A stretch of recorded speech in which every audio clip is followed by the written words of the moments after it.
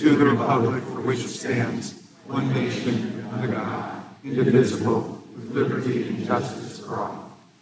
Thank you. Thank the Sheriff for leading us. We'll begin with opening statements. The chair is recognized for an opening statement. They called them field sources. Individuals the Southern Poverty Law Center paid to gin up hate, the very hate they told their supporters that they were fighting. Field source number 37, F37, coordinated transportation and attended the 2017 rally in Charlottesville. The Southern Poverty Law Center paid him $270,000. $270,000 to the guy who helped put together the event where a young lady was killed. Field source number 9. He got $1 million over 9 years. F unknown. We don't know what number this guy was, but we do know he was the Imperial Wizard of the Klan, whatever that means, and he was on the Southern Poverty Law Center payroll. F27. Southern Poverty Law Center paid him $300,000 in 6 years, and what did he do? He ran the Aryan Nation Motorcycle Club. F43. He was president of some crazy group, and he was previously convicted of cross burning, but the Southern Poverty Law Center thought he was worth $19,000 of their donors' money. All told, $3 million. $3 million to manufacture hate. Remember when Rahm Emanuel said, never let a crisis go to waste? The SPLCs took it a step further. They went one better. They said, we're going to create the crisis. We're going to manufacture the crisis. And by so doing, they became the standard, the source for determining who's a hate group and who isn't. And of course, they labeled good pro-family organizations, conservative organizations as hate groups, like the Family Research Council is with us today, like Moms for Liberty, like Turning Point USA. Even the Alliance Defending Freedom has argued won numerous cases in front of the Supreme Court. They labeled them all hate groups. But not Jane's Revenge. Nope. Even though Jane's Revenge firebombed and vandalized churches, crisis pregnancy centers in the aftermath of the Dobbs decision, they never made the Southern Poverty Law Center's list. And the Biden administration, they helped make the SPLC the standard. They consulted with the Southern Poverty Law Center. They had quarterly meetings with them. Lisa Monaco, the Deputy Attorney General, the lady who runs the Justice Department during the Biden administrations, had quarterly meetings with the Southern Poverty Law Center. They gave the SPLC first look at FBI data, and they used them to train their prosecutors. And it all paid off. It all paid off. Just ask Mark Houck what happens when you train the prosecutors. They kicked in his door at 6 in the morning in front of him and his 7 kids, arrested him. Of course, the jury found him not guilty. They couldn't just go talk to him, even though his lawyer said, he'll meet you wherever. Come, we'll meet you at the court. Nope. Kick in his door, harass him in front of his wife and family. January 23rd, 2023, the now famous memorandum from the Richmond FBI field office. We know how it paid off, because in that memorandum, they cite the Southern Poverty Law Center as the source. And of course, that memo says if you're a pro-life Catholic, well, you're an extremist. You're dangerous. Yeah, the SPLC became part of the weaponized effort of the Garland, Biden, Justice Department against the American people. Now, here's what's interesting. The Biden DOJ knew all about it. They had opened an investigation. They were looking into this group. They knew the Southern Poverty Law Center was running a scam, but they dropped the case. They dropped the case because when you meet with them, consult with them, have them train your prosecutors, well, guess what? You're not going to prosecute them. Nope, you're not going to prosecute them. They're too valuable politically. You got to use them for your political advantage, and that's exactly what the Biden administration did. And here's the scariest part of all. It worked. Field source 37. Again, he was the first one I mentioned. He was part of the planning group for the Charlottesville rally.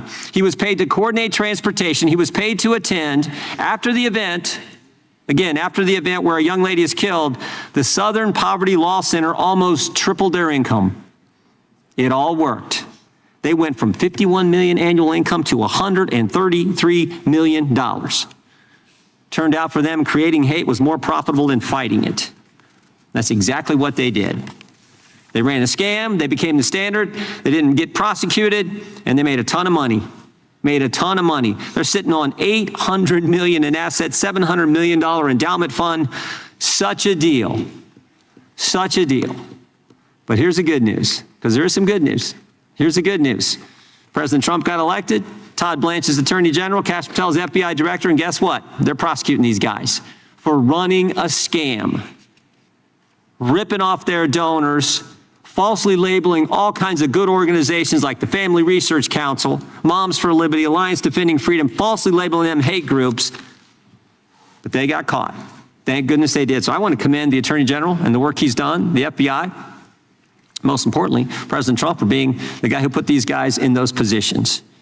We look forward to hearing from our witnesses today. This is something, and we look forward to bringing in the head of the Southern Poverty Law Center. We're in discussions with them about we wanted him here today, couldn't make it. We're working on, and we will do whatever it takes to get him on that witness stand to answer our questions about the scam they run, the lies they told, the things they did. With that, I yield to the ranking member. Thank you very much, Mr. Chairman. Welcome to all of our witnesses. For decades, the Southern Poverty Law Center shared information about racist terror plots with the FBI gleaned from their informant program. The FBI was happy to receive it, and this practice frequently led to the disruption of dangerous conspiracies by the KKK and neo-Nazi groups to commit violence against synagogues, churches, African Americans, Jews, and other targeted minorities. So why is the Department of Justice under Trump and Todd Blanche now prosecuting the Southern Poverty Law Center? The DOJ says that the SPLC defrauded its donors by paying undercover informants to infiltrate and collect intelligence on these racist groups.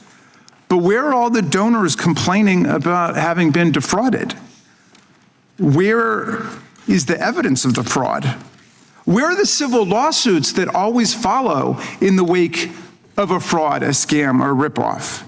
DOJ has offered no evidence that anyone was actually deceived or defrauded by this perfectly lawful, well-known, and accepted practice that the FBI itself approved for many years. Using informants and undercover agents was indeed the basis for the FBI's own efforts to investigate racist extremist groups when that was a priority before the targets of the FBI became instead the perceived political foes of Donald Trump.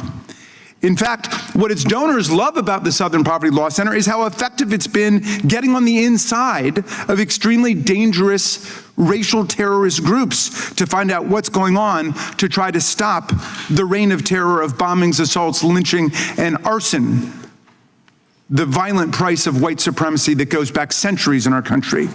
Why are there no civil fraud lawsuits?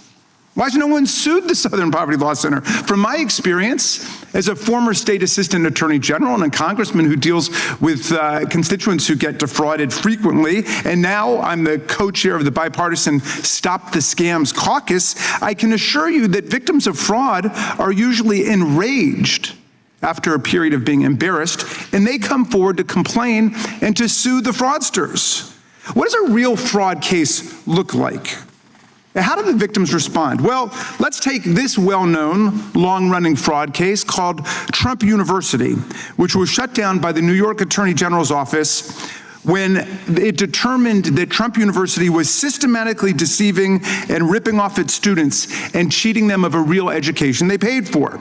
Over 8,000 swindled students brought 3 different class action lawsuits that were certified by the courts against Trump. They tried for years to recover the lost tens or hundreds of thousands of dollars in tuition for a completely bogus education, and they finally won a massive settlement for $25 million. So that was more than 8,000 desperate young people who told their stories to the world. So far, to my knowledge, there's not a single donor to the Southern Poverty Law Center who's come forward to say that he or she was defrauded, much less thousands of them.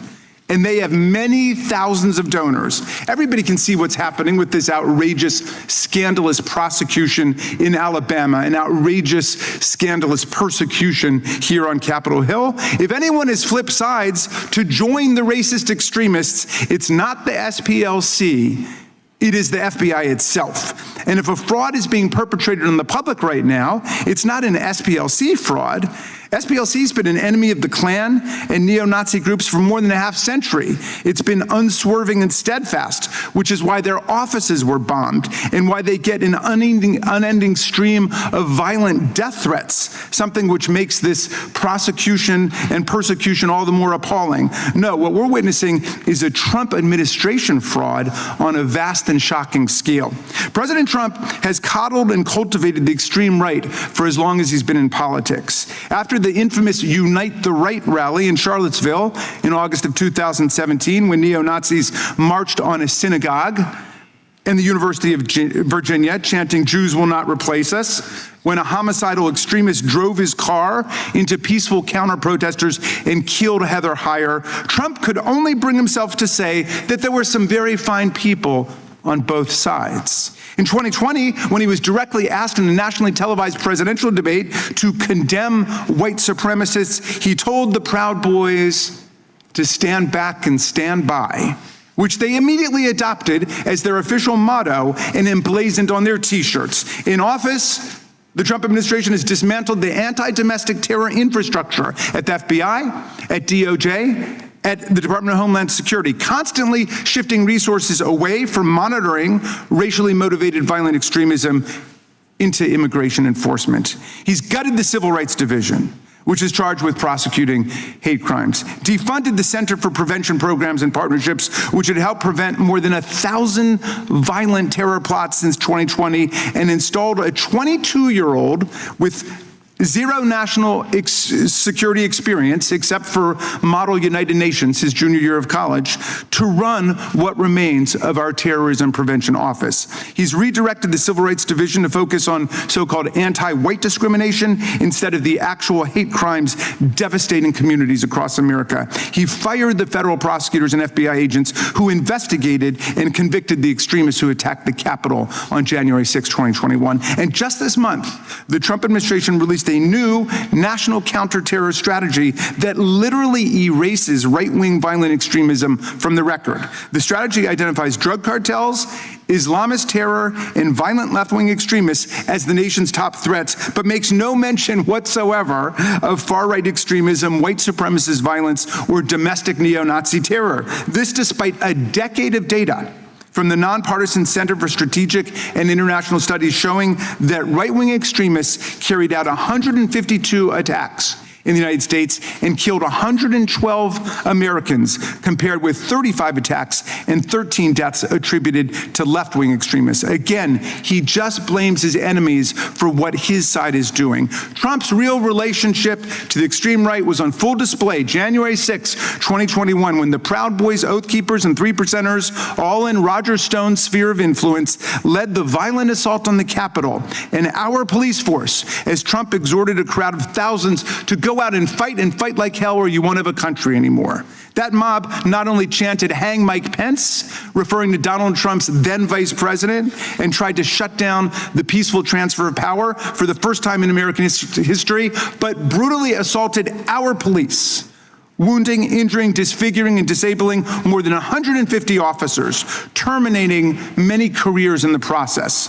But what has President Trump done to support, praise, or even just thank the police officers who saved members of the House and Senate and his own vice president from the rampaging mob he had incited? Nothing. What's he done to help Sergeant Gonell, whose brutal injuries forced him to retire from the Capitol Force? Nothing. What's he done to help Officer Harry Dunn, who was taunted with racial slurs throughout the day on January 6th? Nothing. Officer Michael Fanone, who wasn't even on duty, but came down to join his brothers and sisters in the blue to defend our democracy and was nearly ripped to shreds by the mob and had a heart attack. What's he done for him and his family? Nothing. No, Trump praises the J6 criminals, calling them heroes, martyrs, patriots, even hostages. He pardoned and commuted the sentences of more than 1,500 of them on his first day in office. Both the violent felons who attacked our officers with Confederate battle flags, baseball bats, and steel pipes, and the organizers behind the scenes who were convicted of seditious conspiracy, the deliberate and coordinated effort to put down and overthrow the government of the United States. Trump wasn't interested in the specific criminal backgrounds of any of the criminals he pardoned, whether they were child abusers, armed robbers, or drug traffickers, nor was he interested in whether they'd shown any contrition or remorse for the worst mob attack on the Capitol and the police in the history of the capital city, nor was he interested in whether they paid off their fines or restitution for the millions of dollars in damages inflicted. He just pardoned them all en masse, overriding the pardon attorney in the DOJ and liberating his private militia from jail. Many of these pardoned convicts have already gone out to commit more crimes since Trump let them out. Take, for example, Andrew Paul Johnson, who Trump let out of jail and then promptly went out and sexually attacked and molested two 12-year-old children, one boy and one girl. He is now back in prison for life. But Trump's stupid, blundering decision-making forever altered the lives of those children. Oh, and by the way, last year, Andrew Paul Johnson, in a desperate bid to get these children not to turn him in to the police, told them that because he had stormed the Capitol on January 6th, he was going to be, quote, awarded $10 million for his work and would be able to split the money with them if they agreed not to talk to the police. Now that brings us to the real fraud underway this week. Donald Trump has withdrawn his bogus $10 billion lawsuit against the IRS because the judge in the case, Kathleen Williams, doubted there was even a case or controversy and whether Trump had proper standing to bring it. And there was clearly no adverse relationship between Trump and the IRS. In any event, he withdrew it. He knew he was going to lose. Now, Trump is claiming that he and the IRS have a so-called settlement, which is not possible because the case was dismissed. This fraudulent settlement involves not only an agreement by the IRS and the DOJ not to investigate or prosecute him, his family, and his businesses forever for tax frauds that he may have committed in the past, but the establishment of a $1.776 billion political slush fund in the DOJ called the Anti-Weaponization Fund that will be used to reward his friends and foot soldiers. This is lawless. To begin with, Trump doesn't establish federal programs and appropriate money for them. We do that. That's the power of the purse, which belongs exclusively to Congress. We never set up this political slush fund to be run out of the DOJ, and we never would. We have a judicial system to hear authentic cases and controversies. Not a single J6er has had charges thrown out because of a false, malicious, or retaliatory prosecution. Not a single one has had their criminal conviction reversed on appeal because of a false, malicious, or retaliatory prosecution. The idea that they were falsely or maliciously prosecuted has not been found by a single judge, Republican, Democratic, or independent appointee. And this is a defamatory slur on law enforcement and the serious civil servants at the DOJ who have been under attack since this nightmare of MAGA weaponization began in January of last year. False, malicious, and retaliatory prosecutions are how Donald Trump and his DOJ operate, not real law enforcement, not real prosecutors. We would never set up a political slush fund to compensate the J6ers for their imaginary injuries because it's blatantly unconstitutional. Section 4 of the 14th Amendment, which I commend to all of my colleagues, it's in the Constitution, provides that the United States shall not assume or pay any debt or obligation incurred in aid of insurrection or rebellion against the United States. All such debts, obligations, and claims shall be held illegal and void. So, everybody who thinks they're getting a big payoff this week, $1 million per J6er is the word on the street, should understand this. This payment is illegal and void, meaning that the money belongs only to the taxpayers of America, the people of the United States, and we will get that money back if any insurrectionist gets any. My friends, the Southern Poverty Law Center is not perpetuating a fraud. Today, the Trump administration is perpetuating a fraud against America by taking nearly $1.8 billion of our money from the U.S. Judgment Fund for the payment of actual court judgments and damages, and without any legal authorization from Congress, purporting to use it to pay off his once and future private militia. No one is fooled by all the counterfeit outrage about the SPLC and finger pointing at the people who've actually been combating violent racism in America. Mr. Chairman, the threat is not the SPLC. The real fraud is coming from the White House. Just yesterday, the New York Times reported that the career lawyers in the IRS Chief Counsel's office believe that Donald Trump's lawsuit is deeply flawed and could be easily defeated, and they drafted a memo advising the DOJ to dismiss it. Of course, instead, the DOJ entered into the $1.8 billion settlement instead. The general counsel for the Treasury Department, Brian Morrissey, the top lawyer, resigned on the same day this settlement was announced. We've got many questions for everybody involved in this brazen and corrupt transaction. Mr. Chair, pursuant to Clause 2K6 of Rule 11, I move that the committee now immediately subpoena those involved in the creation or execution of the nearly $1.8 billion slush fund: Acting Attorney General Todd Blanche, Associate Attorney General Stanley Woodward, Treasury Secretary Scott Bessent, IRS Chief Executive Officer Frank Bisognano, and Treasury Department General Counsel Brian Morrissey. Mr. Blanche orchestrated this outrageous slush fund as part of the settlement with Donald Trump, which was also signed by Mr. Woodward, and Mr. Bessent will oversee the payout of these funds. Mr. Bisognano signed off on this settlement for the IRS, and Brian Morrissey remarkably resigned as this deal was being announced. These individuals all possess critical insights into Trump's self-dealing scheme with his own agencies to create this fund and reward his supporters and friends. So I move that they be subpoenaed right now. I second. The gentleman has not been recognized for that purpose. We will hold any motions to subpoena in abeyance until the conclusion of today's hearing. We will, without objection, all their opening statements will be included in the record. We will introduce today's witnesses. We're pleased to have with us Dr. Carol Swain. Mr. Chairman, I just want to request a recorded vote on that, if that's all right. Well, we'll do that when it's time for that, but it's not time for that now. We're holding it in advance.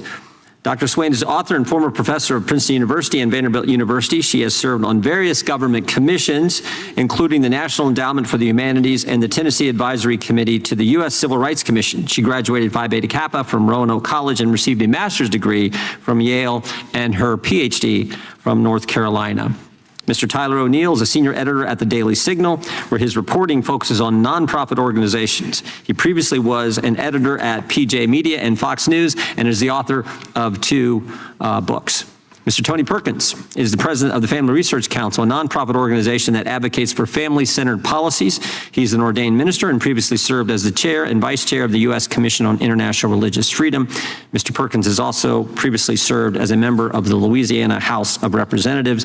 And Ms. Maya Wiley is the president and CEO of the Leadership Conference on Civil and Human Rights. She previously served in the Civil Division of the U.S. Attorney's Office for the Southern District of New York and worked at the ACLU and the NAACP Legal Defense and Educational Fund. We welcome our today's witnesses and thank them for appearing today. And if you all please stand, we will begin by swearing you in. Raise your right hand. Do you swear or affirm under penalty of perjury that the testimony you're about to give is true and correct to the best of your knowledge, information, and belief, so help you God? Let the record reflect that the witnesses have answered in the affirmative. Thank you, and you can be seated. Please know that your written testimony will be entered into the record in its entirety. Accordingly, we ask that you summarize your testimony in 5 minutes, and we will start with Dr. Swain. Just make sure you hit the microphone there, hit that button, and try to stay as close to 5 as you can, although I won't cut you off right at 5. After all, we gave Mr. Raskin 15, so. Good morning. Chairman, ranking member, and distinguished members of the committee, thank you for giving me the opportunity to testify today on this very important subject. I am Dr. Carol M. Swain, a former tenured professor of political science and law at Vanderbilt, and I was also tenured at Princeton. I am a woman who rose from rural poverty in Southwest Virginia, earned 5 degrees, and built a career as a scholar of race, politics, and representation. My 1993 book, Black Faces, Black Interests, won 3 national awards and was cited by the U.S. Supreme Court. Yet, starting in 2009, I became the target of a sustained smear campaign by the Southern Poverty Law Center, an organization once respected for fighting real hate, but which I believe has become a weapon against conservatives, Christians, and dissenting voices. In September 2009, I found myself in the SPLC's crosshairs after I published an article in the Huffington Post titled "Mission Creep and the Southern Poverty Law Center's misguided focus. I argued that the SPLC had drifted from its original mission of monitoring genuine hate groups, such as the KKK and the neo-Nazis, towards targeting mainstream conservatives, immigration reformers, and anyone challenging progressive ideas on race and immigration. I specifically criticized the SPLC's attacks on figures like Lou Dobbs and organizations like the Center for Immigration Studies. I concluded my article with the line, "Rather than monitoring hate groups, the Southern Poverty Law Center has become one." Within weeks of my article, the Southern Poverty Law Center retaliated. In October 2009, SPLC spokesman Mark Potok publicly labeled me as an apologist for white supremacists. This stemmed from my endorsement of a documentary film, A Conversation About Race, directed by Craig Bodecker, which I recommended for classroom use because it offered perspectives rarely heard on university campuses. This attack on me was not an isolated incident. The Southern Poverty Law Center has used guilt by association, cherry-picked quotes, and fabrications to damage and destroy reputations and organizations. There was long-term professional harm to me. Offers from other universities dried up. Speaking opportunities declined. I became kryptonite in certain academic and media circles. My experiences with the Southern Poverty Law Center exposed a powerful, tax-exempt organization with enormous influence over media, corporations, law enforcement, and government that can chill speech and academic freedom without any meaningful accountability. The Southern Poverty Law Center's tactics, the mission creep because it's lost sight of its original purpose, guilt by association, weaponized hate labels have broader consequences. They distort public discourse and equate policy disagreements with bigotry. They influence tech companies, public and private schools, and federal agencies in ways that marginalize conservative and religious voices. Their smear tactics undermine individuals and organizations that are fighting for the public good. I urge this committee to examine the Southern Poverty Law Center's practices, its financial operations, its influence on government partnerships, and the lack of transparency and accountability surrounding its hate group designation. Real civil rights work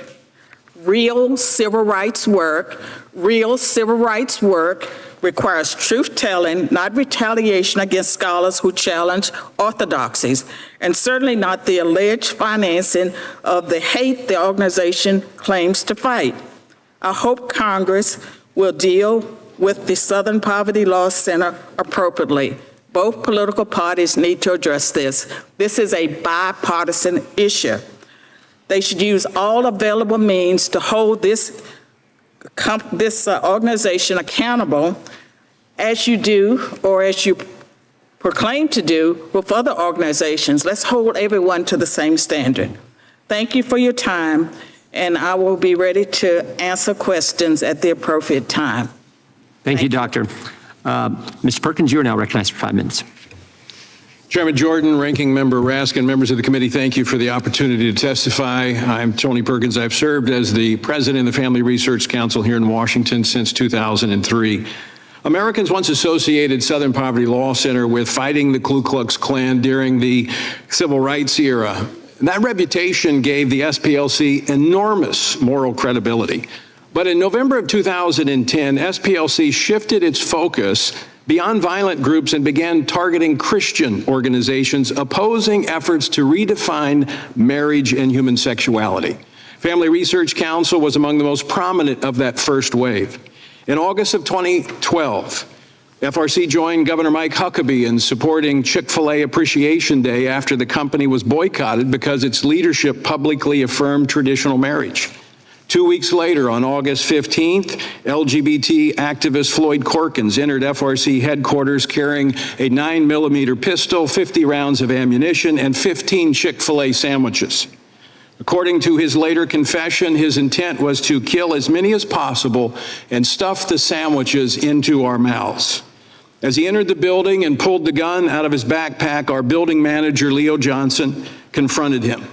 Though seriously wounded, Leo stopped the attacker and prevented a mass casualty event. After multiple surgeries and months of rehabilitation, Leo returned to work and remains today affectionately known as Leo the Hero, and he's here with us today.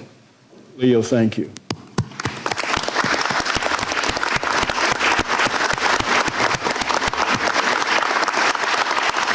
The following day, investigators confirmed Perkins confessed to selecting FRC because of SPLC's website and hate map.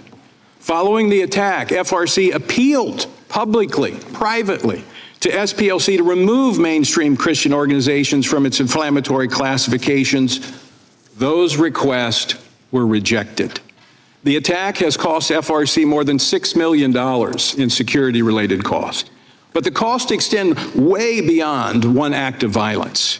SPLC's intelligence project and associated labels became deeply influential on banks, payment processors, and technology companies increasingly relied on SPLC classifications to decide which organizations could maintain accounts, process transactions, and operate online. Around 2016, the SPLC began pressuring financial corporations and technology companies to deplatform and defund organizations that it labeled extremist. Then came Charlottesville. According to the recent federal indictment, a member of the online leadership that planned Unite the Right rally at the direction of the SPLC and helped coordinate transportation for attendees was bankrolled by SPLC.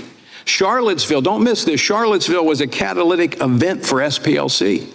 As major corporations like Apple, JP Morgan Chase aligned with SPLC, contributing millions of dollars.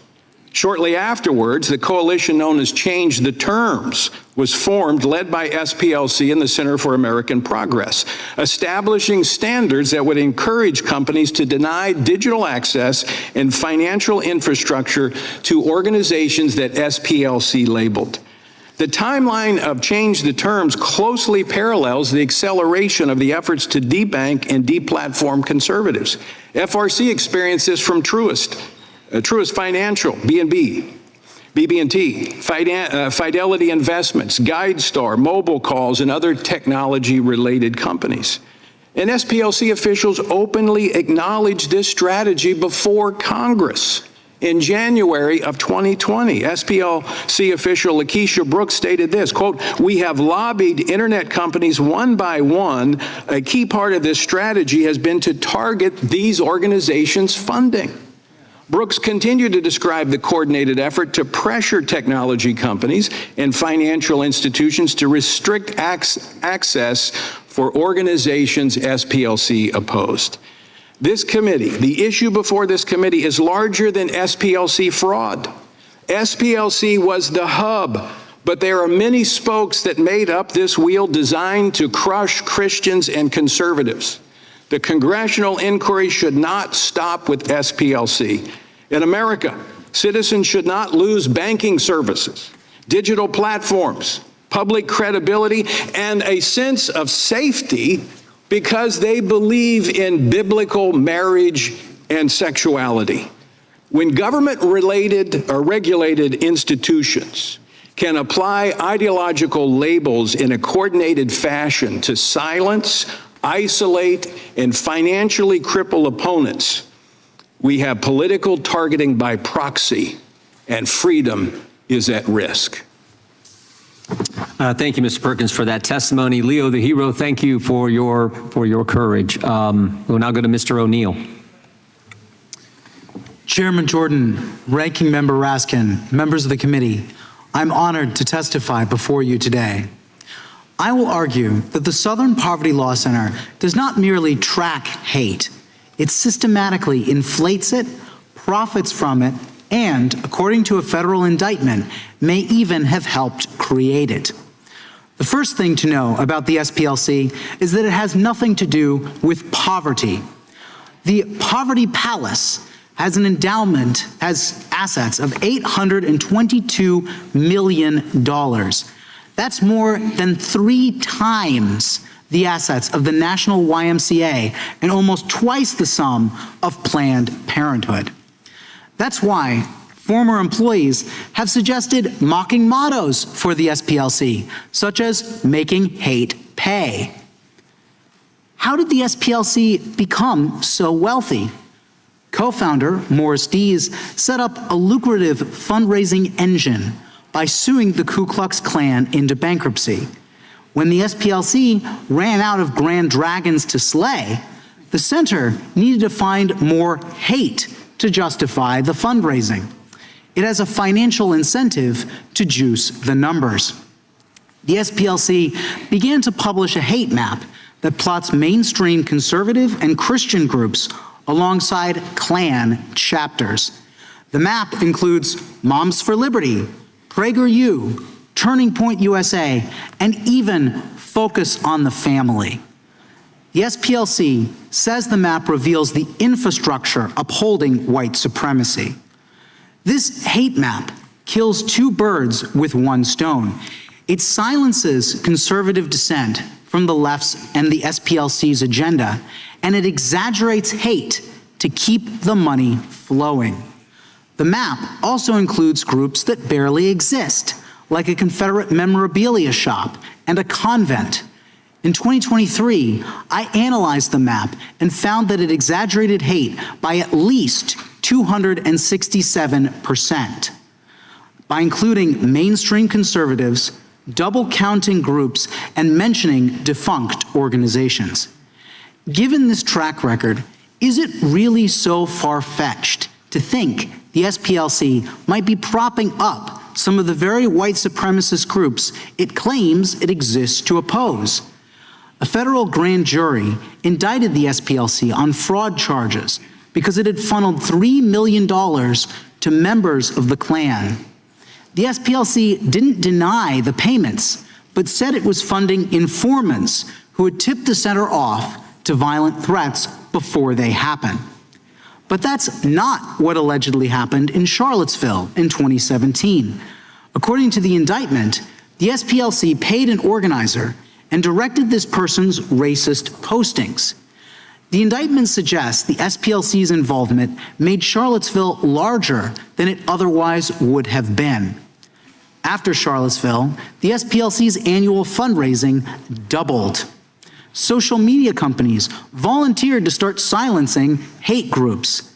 CNN plastered the hate map on its website. Charlottesville was a payday for the SPLC.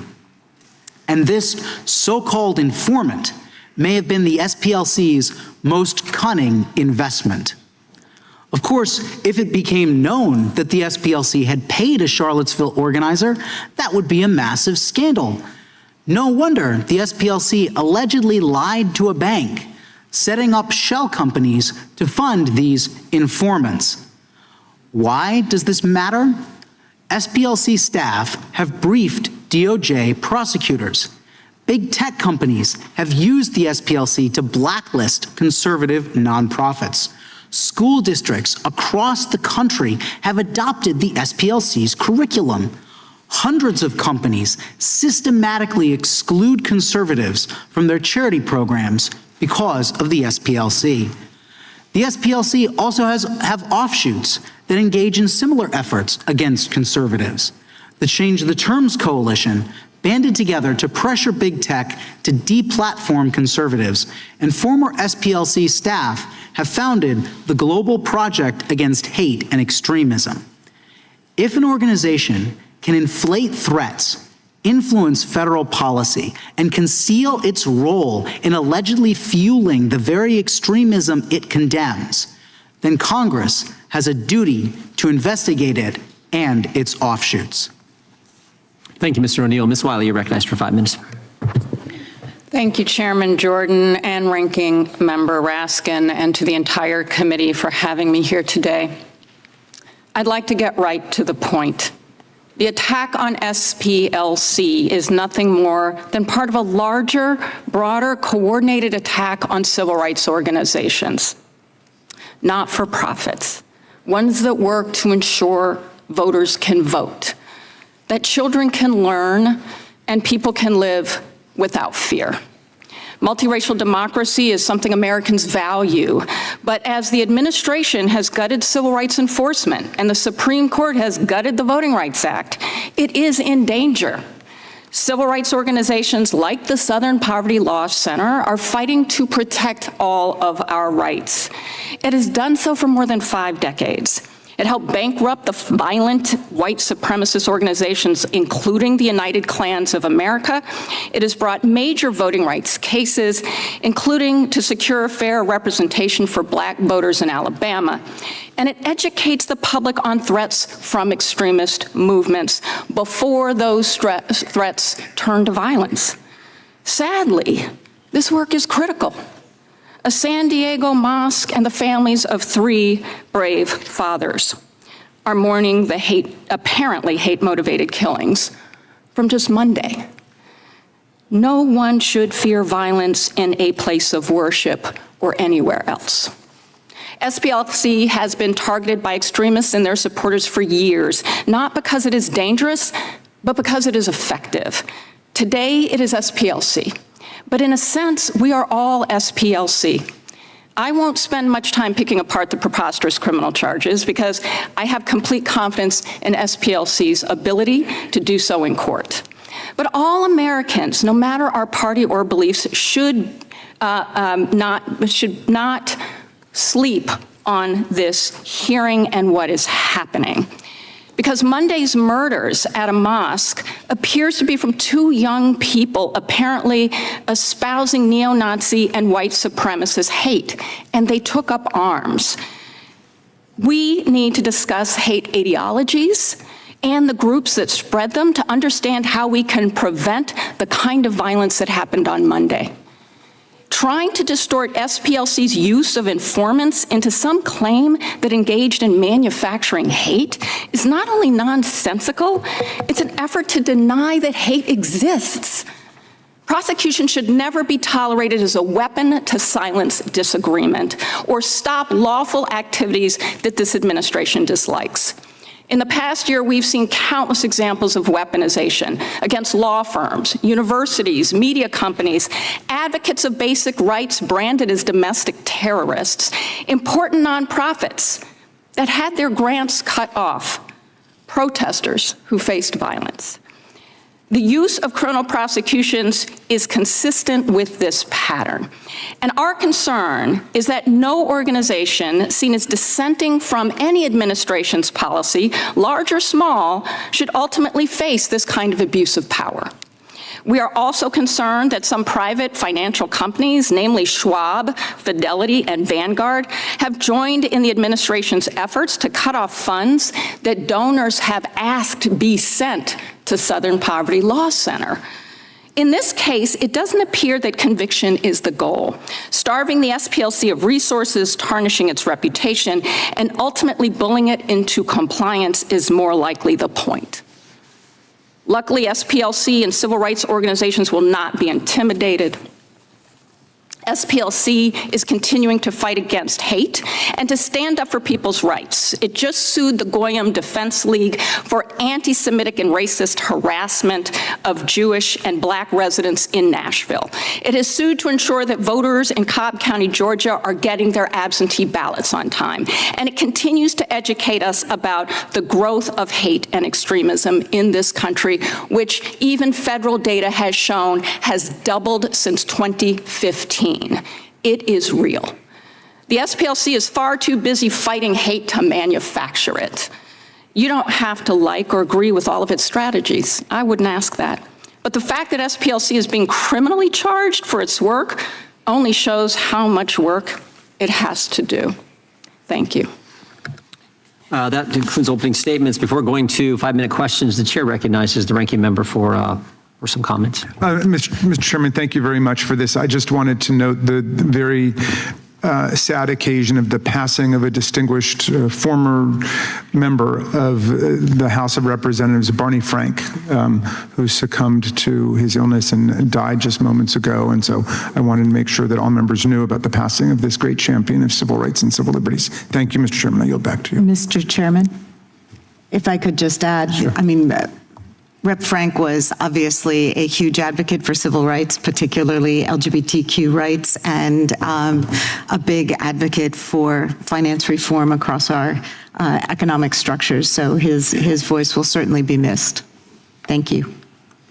I would just relate what I remember about, one of the things I remember about Representative Frank was when I first got here, this was back when the motion to recommit was actually a debate. Some of you may remember, 5-minute debate, and I was a freshman.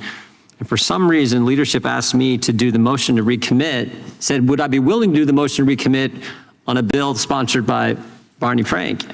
And I said, no, are you crazy? I don't know. It was a financial service bill. I said, I don't know the subject. Plus, I've seen the guy debate. I'd rather not do that, particularly as a freshman. So he was very good at holding his own in any type of discussion or debate. And I think we all have those memories of the late representative. Mr. Chairman. Mr. Nadler is recognized. Barney was a great champion of all kinds of civil rights and civil liberties. I particularly remember the day in 2008 when he became the first member to offer a motion to legalize transgender, to recognize transgender people. Chair now recognizes the gentleman from California. At the risk of piling on, we all have, that served with Barney, have some fond memories. I'll just close out mine by saying, from the time I was a freshman, he was very good at coming up to me and saying, Darrell, now you're probably not going to be for this, but you should be. Or some similar ones. And on occasions, it was true. And that was the thing about an incredibly smart, if you will, happy warrior at times. He wasn't always happy, but when he was, and on this committee where I served with him, he was happiest when there was real debate, when he could use his wit to either change minds or at least embarrass those who had come half prepared. So yes, he will be missed, and I thank the gentleman. We now move to 5-minute question. The gentleman from Arizona is recognized for 5 minutes. Thank you, Mr. Chairman. And Ms. Wiley, the SPLC labeled a brilliant black conservative, the woman sitting to your left, Dr. Carol Swain, a, quote, apologist for white supremacists, close quote, simply for daring to disagree with them. Do you personally think Dr. Swain is a racist? I don't know, Dr. Swain. What I will say is what's important about the Southern Poverty Law Center's work is that it identify where and how we have problems. I'm asking you, you're choosing not to answer. Okay, you don't know her. Have you read any of her writings? I have not. Okay, so Dr. Swain, what was the impact of SPLC's radical, unnecessary attack on you? What was the result of that? It actually set in motion a series of events that led to my return in 2017. Now, there are more things that happened, but once the Southern Poverty Law Center labels a black conservative as an apologist for white supremacists, then people don't know how to process that. But I can tell you that James Taranto of the Wall Street Journal wrote a 2,000-word article in defense of Carol Swain. That's the title of the article, In Defense of Carol Swain. That helped a lot, but I think that it hurt the Southern Poverty Law Center as well, because people knew that if they went after the author of a book on white nationalism, I published with Cambridge Press in 2002 a book, The New White Nationalism in America is Challenged Integration. They went after me. And so I was. You were a tenured professor, Yes. Vanderbilt and Princeton. Yes. And it impacted your career. It definitely impacted my career. Thank you for that information. So let's just cut to the chase here. SPLC is closing on an $800 million nest egg. I happen to have their 990 employees and how much they get paid. The president CEO from this filing from 2024, $466,000 is the base salary. Total with perks, $522,000, and you go on down the list. And when the list closed for me, I didn't see anybody making less than $285,000 per year from them. And there's a reason that Charity Watch gives SPLC an F as a charity. The organization's recent federal indictment for wire fraud alleged that it secretly took some of that money, through over $3 million in donor funds, to informants tied to extremist groups like the KKK, Aryan Nations. And it only confirms what mass resistance has warned about for years, that the SPLC was never fighting hate, was manufacturing it to justify existence. Mr. O'Neill was talking about Eisen, who actually was one of the founders, who was attacking the KKK, and then actually had to shift when they put them out of business because they needed money. And so then it became this mission to attack people and falsely label them and basically gin up the basic money machine that they were doing. And I want to ask you, Mr. Perkins, your team was specifically targeted by SPLC, and as a result of their targeting you for having espousing traditional American and biblical values, there was actually an attempt at mass violence. Can you describe that a little bit and talk about our hero, Leo the hero, just a little bit more? The gunman, who's now serving prison for domestic terrorism, came into the building with a gun. Leo, who is the building manager, was actually standing at the front, asking what he needed. He pulled the semi-automatic pistol out of the backpack. He began shooting. The first round hit Leo in the arm, shattering his arm. He was still able to take him down. More shots were fired. The bullet holes remain in the walls of our building.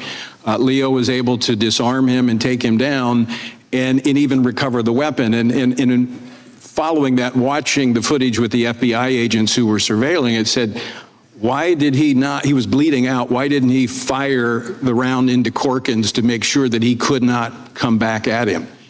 And I didn't know the answer. As a former police officer, I would have, just as the FBI said, I would have defended myself, not knowing if I was going to pass out. So I asked Leo when he came out of surgery that night. I went to the hospital about midnight. He came out of the hospital, and my first question was, Leo, why didn't you shoot him? And he said, because God told me not to. We're not here for revenge.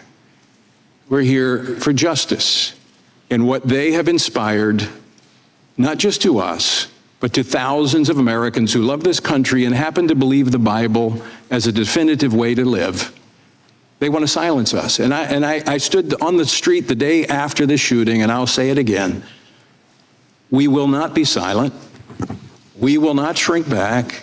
We will not apologize for biblical truth. We will continue to stand for it. Thank you, Mr. Chairman. I yield back. Thank you. Mr. Natter, recognized. Gentleman from New York is recognized. Thank you, Mr. Chairman. Mr. Chairman, we've heard a lot over the last few days about so-called weaponization as Donald Trump rolled out his settlement slush fund to reward his friends and allies, including insurrectionists, white supremacists, and others within the MAGA faithful. But this hearing is among the worst kinds of weaponization, using the power of the Judiciary Committee to further Donald Trump's personal vendetta against those who seek to hold him and his allies accountable. He has weaponized the Department of Justice to stifle dissent, attacking law firms, universities, and members of civil society that dare challenge him. And now this committee is being pressed into service to join in his petty campaign of retribution. That is because that is beneath the dignity of this committee, on which I have been proud to serve my entire career in Congress. But since we have been called here, I want to talk about the important work that the Southern Poverty Law Center does to take on one of the most malign forces in our society, and that is anti-Semitism. Unfortunately, anti-Semitism in America is not a relic of the past. It is a present and growing threat. The FBI has consistently documented Jewish Americans as the most targeted religious group for hate crimes year after year. We have seen it erupt into mass violence, from the massacre at the Tree of Life Synagogue in Pittsburgh to the attack on Poway, California. We have seen it spread through online spaces, and we have seen it increasingly seep into mainstream right-wing politics, in conspiracy theories about Jewish financiers, in Holocaust analogies deployed as political weapons, and in figures with well-documented ties to white supremacists ascending to positions of influence. The Southern Poverty Law Center is on the front lines fighting anti-Semitism. In 2019, the SPLC won a $14 million judgment against the founder of a neo-Nazi website, the Daily Stormer, who orchestrated a full-blown doxing and harassment campaign against a local Jewish woman. She ended up getting more than 700 gruesome threats online, like being told that she should have died in a concentration camp and that she was, quote, easy to find. Someone even posted an image of her and her 12-year-old son and their rabbi imposed on photos of the gates of Auschwitz. One of our witnesses, Mr. O'Neill, has accused the SPLC of exaggerating hate. I wonder if he thinks that the hate against this woman was exaggerated or manufactured. Last year, the Southern Poverty Law Center filed suit against the white supremacist extremist group Goyim Defense League, an openly anti-Semitic group that calls for the return of the Nazi Party.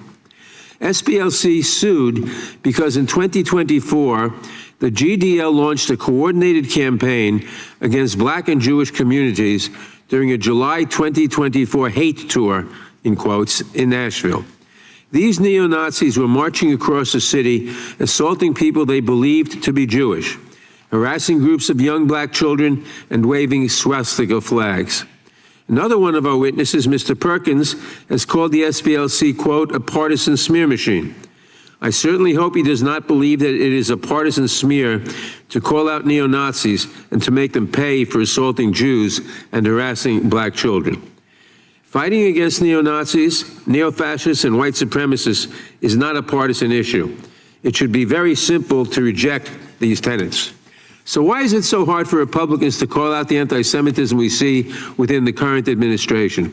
President Trump has not only hosted, but also refused to condemn Nick Fuentes, a Holocaust denier and white nationalist. Meanwhile, Republicans have remained silent as the administration attempted to implement political litmus tests in order for synagogues to be deemed eligible to receive security grants, hired known anti-Semites like Kingsley Wilson, Ed Martin, and Sebastian Gorka, and gutted the agencies charged with preventing domestic terrorism. Lip service about fighting anti-Semitism rings hollow when you staff your government with people who embrace it, no matter how many task forces or advisory committees you form. And now they are coming after an organization on the front lines of fighting anti-Semitism and racism in all its pernicious forms. Ms. Wiley, the time we have left, I want to turn to you. What harm does it do to the Jewish community or any targeted community when Republicans spread false information against one of the few organizations actively fighting hate crimes and tracking extremist groups? Representative Nadler, you actually shared one of the examples I would share, which is the Goyim Defense League lawsuit. This is incredibly important for the Jewish community because anti-Semitism and the Great Replacement theory that we're seeing in so many of these ideologies that SPLC is identifying actually comes for all of us. Comes for people who are Black, comes from people who are transgender, comes for people who are Jewish. And one of the things, and the Leadership Conference on Civil and Human Rights was co-founded with Jewish organizations and leaders. It is part of our roots and history as a civil rights coalition. And we have several of our Jewish groups have signed a letter that has been released today and sent supporting the Southern Poverty Law Center because it even modeled some of the ways that more elevation of anti-Semitism could happen. One last thing I'll point out, because the FBI was well aware of this despite the claim in the indictment. The Southern Poverty Law Center gave a 45-page event threat memo to the FBI before the Unite the Right rally because of the program we're talking about today, and identifying that there would be people there who were armed. And as we saw in what turned out in that rally, it was critically important.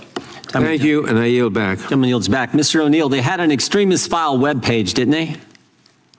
Yes. And they would, on this webpage, they would pick out some crazy hate guy, and they would, some bad guy, and he was like the extremist of the month. They'd highlight him, and they would say, send us money to stop so-and-so. Is that right? Exactly. And F42 was one of the field sources, number 42, chair of some crazy hate group.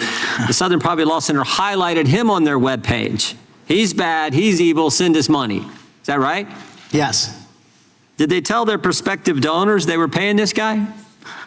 No. They didn't tell him. Did they tell him they were paying him $140,000?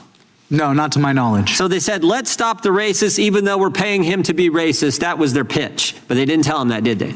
No, they did not. Is that appropriate, Ms. Wiley? I'm sorry, which part? Sorry. All of that. Is that appropriate to say, tell your donors, this is the extremist of the month, this hateful racist guy is really bad, send us money, but not tell those donors who you're taking their money from that we're paying this guy $140,000. Is that appropriate? Well, we have public reporting that over a dozen donors actually said that they simple spent question. the money Field as intended. Source 42 got $140,000 from the Southern Poverty Law Center, was featured on their webpage as extremist of the year or month or whatever they call these bad guys, and they were paying him and they were gating money. Is that appropriate? Simple question. And donors have supported it, and they keep trying to send more money to the Southern Poverty Law No. Center. Is that technique appropriate? That's what I'm asking. That is not unlawful to say that people have done I didn't X, ask if Y, it was or lawful or Z. unlawful. As you said earlier in your testimony, the court's going to determine that when they go to when they go to trial. What I'm asking you, is it appropriate? As I said, the donors have spoken. And in fact, they're trying to send more money now, and their financial institutions refusing to send the money. Is the Alliance Defending Freedom, is that a hate group? I don't know. I don't do designations. Well, they've argued 16 cases before the Supreme Court, won 16 cases before the Supreme Court. They stand for traditional values. Southern Poverty Law Center labeled them a hate group. Are they a hate group? I don't know them, and I don't work on the designations. Well, here's one thing. I'm here to talk let me ask you this. Is Jane's Revenge, is that a hate group? Because the ADF, they didn't firebomb anybody, but Jane's Revenge did. ADF is labeled a hate group. Jane's Revenge isn't. I want to know how you would label them. I'm not here as a person who designates groups. I'm here to talk about the impact on civil rights. Okay. Mr. O'Neill, you think any of these field sources were double dipping? I mean, during the Biden, Ray, Garland administration, the Justice Department paid a bunch of confidential human sources, a bunch of them. We know a bunch of them were at the Capitol on January 6th. 4 went in the Capitol. And I'm just wondering if the same entity, the Justice Department under President Biden, paying these confidential human sources, who was working with the Southern Poverty Law Center, having quarterly meetings with them, consulting with them, giving them FBI data before anyone else could see it, having them train their prosecutors. I'm just wondering, do you think it was out of the realm of possibility that the Justice Department was paying the same sources the SPLC was paying? I don't think it's out of the realm of possibility. I have no information or knowledge that they were double dipping.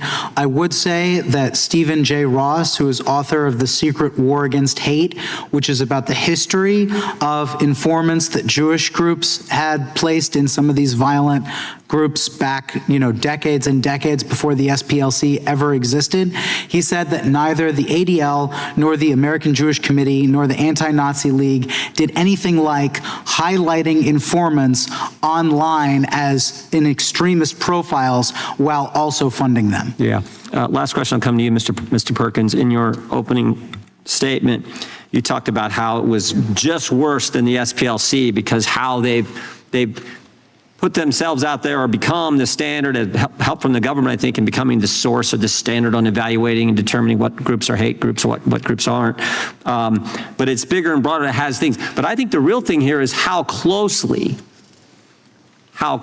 they worked with the government to carry out what they were trying to do. And the reason the Biden administration embraced them, I think, so fully was politics, simple politics. You agree? Well, there are members of this committee that were endorsed by SPLC. They had a C4 was involved in elections. So they were not just an umpire. They were a player on the field as well. So how can they be objective in determining who is a purveyor of hate and who is not. I mean, they had a stake in this. But to your point about their engagement with government, it goes much further than the federal government and the FBI and the Department of Justice and the Department of Defense, which their material was in briefing to the members of the military. But they also continue to have their Learning for Justice, which is about 500,000 educators across America, and bulletins to local law enforcement. And I happen to know because the agency I was with, the sheriff called me and said, hey, we got a bulletin that says you're a part of a hate group. Yep. And he was laughing. Yep. But that is the reach that they've had. This is the hub. They're the hub, but they're spokes that go out and... No, I think that's an appropriate metaphor. My time has expired. With that, I recognize the gentleman from Georgia. Thank you, Mr. Chairman. Mr. O'Neill, have you ever heard the name Michael Donald?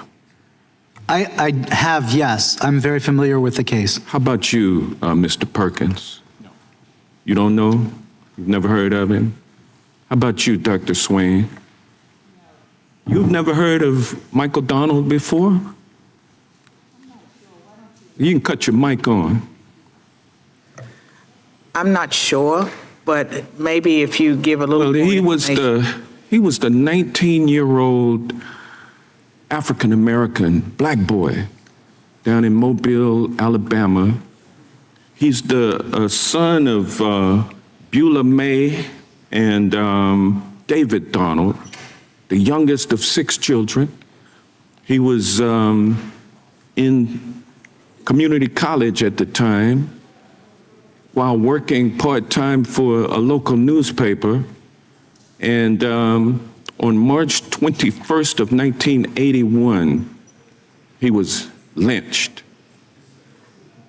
You've never heard of that before? No, I have not. Then you did not know then that the SPLC was responsible for filing a lawsuit against the United Klans of America, whose members were responsible for lynching Michael Donald. You did not know that the SPLC had sued along with Beulah May Donald and received or obtained a judgment that ran the United Klans of America out of business. You weren't aware of that? I was totally aware of it. In fact, I used Okay, well, let me ask you this then. Let me ask you this. If you were aware of that, you know that they have been effective since then in running a number of Ku Klux Klan organizations out of business through lawsuits, correct? You're aware of it, Mr. O'Neill, aren't you? Yes, I'm actually very aware of that case because the SPLC edged out Beulah May Donald, who wanted to make a video about it. Well, I didn't get to respond. Hold on now. You've said that Charlottesville was a catalytic moment or a fundraising moment, both of you all have said, for the Southern Poverty Law Center. You're aware of the fact that the Southern Poverty Law Center actually forwarded to the FBI information about Charlottesville before it even happened, before Donald Trump said that the Ku Klux Klansmen down there and the anti-Jewish folks, anti-Semites, were good people. You were aware of the fact that SPLC provided information to the FBI about that. Isn't that correct, Ms. Wiley? That is correct. And they have been very effective at suing organizations, anti-Semitism, anti-racism. They have been a thorn in the side of the racist, who I'm sure sat up in their graves. Robert E. Lee, Nathan Bedford Forrest, the former Confederate general, founder of the Ku Klux Klan, and others, Stonewall Jackson. I'm sure that they stood up in their graves and saluted when Trump was elected and when he took office, because on the first day, he eliminated all federal efforts to remedy the impact of slavery and racism in America. They call it DEI, diversity, equity, and inclusion. Trump has tried to stop that, and the United States Supreme Court has gone along with him in ending enforcement of or the ability to enforce the Voting Rights Act, which is one of the ways that you, Dr. Swain, were able to get the right to vote. I don't understand it, May I Ms. Wiley. respond? Can you tell me why it is that folks today are claiming that we have no racism in America and the only extremism we have is through left-wing groups like the SPLC, and they're targeting the SPLC? Can you tell us why? We've just seen an outright attack on all the gains of the civil rights movement for the past 60 years.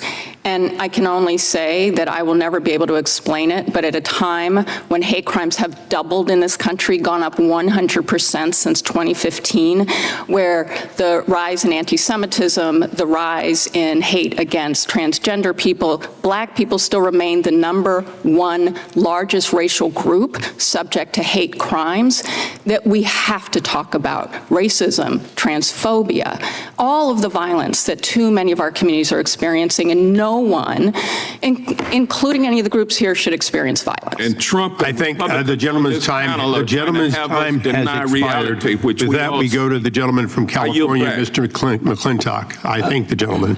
Thank you, Mr. Chairman. Eric Hoffer famously observed that every great cause becomes a movement that becomes a business that becomes a racket. And I think that sums up precisely the matter before us today. SPLC is a private organization. They have a right to speak and influence the public policy discussion. No one questions that. What they do to malign innocent groups like Turning Point USA and Family Research Council and others is despicable and hateful, but that's freedom of speech. But freedom of speech does not include the right to defraud donors. It does not include the right to commit bank fraud. Those are the allegations in the grand jury indictment. We've got a legal system that I trust will sort those charges out. And it also doesn't include the right to slander, and we have good laws and civil courts to hold them accountable for defamation. So that leaves two legislative concerns. First is this: the civil rights movement, of which SPLC was once a part, had made great progress in uniting our country and marginalizing racist ideology and dramatically reducing racial strife between the 1950s and the 1990s. But over the past several decades, that progress seems to have reversed. In recent years, we've watched our country torn apart by growing racial strife. And the allegation at the heart of this matter is that the SPLC was covertly fanning these flames for their own financial gain. A significant flashpoint, of course, was the Charlottesville riots, which had fatal results. And I do need to call out the ranking member for deliberately perpetuating the Democrats' dishonest claim that Donald Trump praised the Nazis at Charlottesville when he said there were, quote, very fine people on both sides. What the ranking member knows but chose to leave out is that Trump then said, I'm not talking about the neo-Nazis and the white nationalists because they should be condemned totally, unquote. Ranking member knows this, and the fact that he perpetuated that today speaks for itself. Mr. Chairman, I Now ask we that have the gentleman's words be taken down. The gentleman will suspend. What purpose does the gentleman interrupt? I ask that the gentleman's words be taken down. Which words? Which words are you referring to? Well, he mentioned twice that the ranking member misled, deceived, and lied to this committee. The gentleman, I didn't use the word deceive. I didn't use the word lie. He has the gentleman, would both gentlemen please suspend? Would the recording clerk read back verbatim that passage is being referred to? Both times. There's only one chair here. I'll take just one of them. It'll be fine. I think we need... The gentleman will suspend. To put it in context, Mr. Chairman, we got to have both utterance. The gentleman will suspend.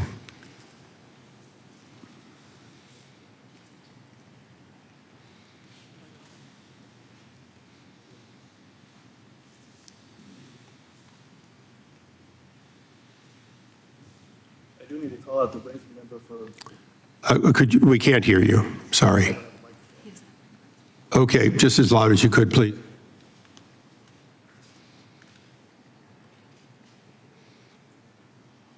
I need to call out the ranking member for deliberately perpetuating. I need to call out, go ahead, For deliberately perpetuating. deliberately perpetuating the,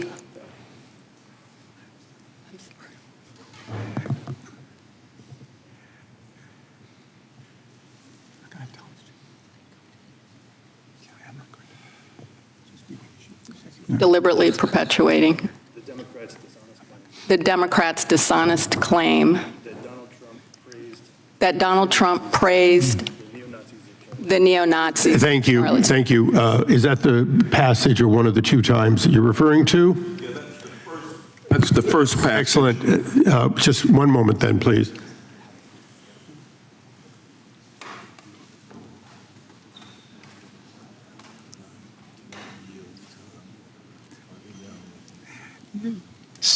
The chairman's prepared to rule.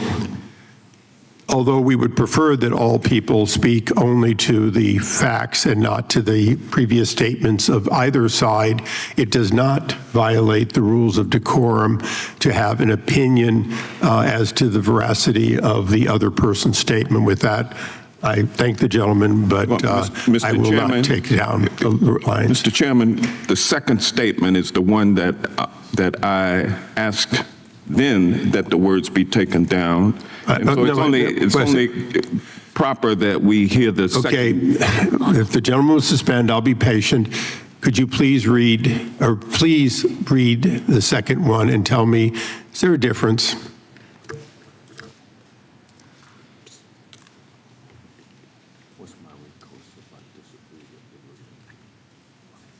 what the ranking member knows but chose to leave out What the ranking member knows but chose to leave out is that Trump then said, is that Trump then said,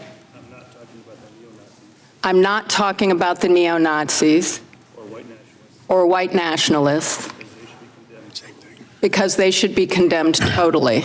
Thank you. So, Mr. Chairman. The gentleman will suspend. Having heard both of these and understanding them in context, they meet the requirement of within decorum. Again, the chair would caution individuals to, whenever possible, to refer to the specifics and not to the testimony or the statements of either side. However, in context, it was not a violation for which the words may be taken down. And with that, the gentleman from California may continue. Mr. Chairman, it is the gentleman parliamentary inquirer. It is the gentleman's time. I will hear your parliamentary question after the conclusion of his Point of order, Mr. Chair. The gentleman will continue. Point of order, Mr. Chairman. Point of order. The gentleman will state his point of order. Is it within the rules? That is not how you state a point of order. State your point of order. My point of order is it's incorrect for the chair of the committee to not hear argument on a motion. Gentlemen, if you're considering it a point of order, in answer to the point of order, a motion to have words taken down, the words speak for themselves. The gentleman had them heard. I'm aware of what they were, and I've made my ruling. The gentleman, I thank him for his point of order. We now go to the gentleman from California, and I would ask that it be reset back to 2 minutes, and we'll conclude with 3 minutes, or 3 minutes remaining. Please. Thank you, Mr. Chairman. I'm reminded of that old movie line, the gentleman can't handle the truth. Now we have the revelation that the SPLC paid the chief organizer of this Unite the Right riot $270,000 while he was recruiting agitators and posting inflammatory rhetoric. And to learn that this was part of more than $3 million in such payments to such extremist groups begs the question of whether the SPLC was financing the very extremist groups it was assuring donors was fighting with their contributions. The terrible attack on the mosque in San Diego on Monday was inspired by neo-Nazi propaganda. Was this surreptitiously financed by the SPLC or similar NGOs or perhaps even foreign governments? That's a legitimate concern and one that we need to fully explore. The second legislative concern is that during the Biden administration, the Attorney General and the FBI Director told this committee that white supremacist groups were the greatest single threat that our country faced. The SPLC was one of the primary sources of this testimony. Was this an attempt to mislead Congress? And were the officials responsible for this testimony victims of misinformation by the SPLC, or were they active participants in this deception? I think we need to get to the bottom of that as well. Now, Dr. Swain, you detailed the smear campaign against you that obviously caused you reputational damage and financial loss. And Mr. Perkins, your organization suffered both financial loss and actual violence. Why haven't you sued the SPLC? Partly because information was not available, as is now coming forth.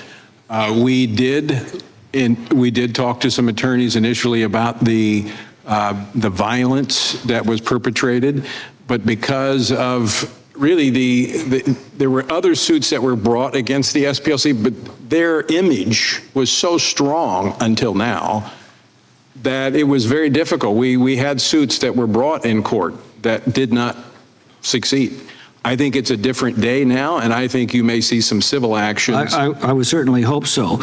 Mr. O'Neill, is it possible the SPLC is not the only source of funds going to these extremist groups? Is it possible they're financed by other NGOs or even foreign governments? What reforms would you recommend? It is possible, but I have no knowledge of that. What I know are the allegations claimed in the indictment, but I would highly encourage Congress to consider adding to any rider of financial disbursements that no taxpayer funds be directed to an organization that systematically slanders and defames mainstream conservatives and Christians, or frankly, those on the other side of the aisle in the way that the SPLC does. Thank you. May I answer the question about why I haven't sued the Southern Poverty Law Center? If that's a question, I'll allow you to briefly answer if you would. Because I didn't have the financial resources. There's no way I could go up against an organization that had the types of resources as the Southern Poverty Law Center. The gentleman yields back. We now go to the ranking member of the full committee, the gentleman from Maryland, Mr. Raskin, for his questions. Thank you very much, Mr. Chairman. Just a footnote to that recent contretemps.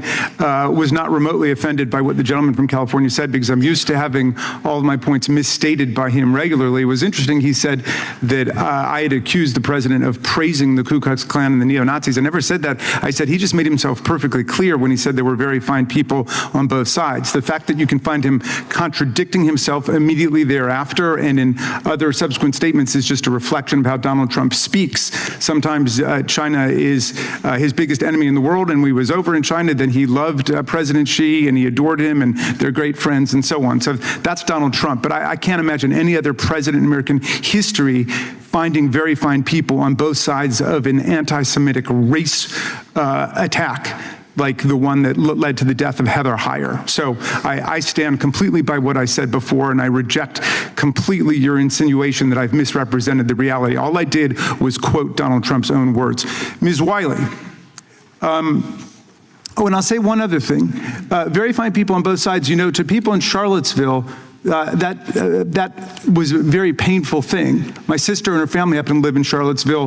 The Ku Klux Klan and the neo-Nazis gathered at the local synagogue. That's where they kicked off their attack on Jews and African Americans in Charlottesville. So some people might be able to roll their eyes at that and say, oh, well, later he read a statement that his staff wrote for him saying that he denounces racist violence, but he made himself perfectly clear.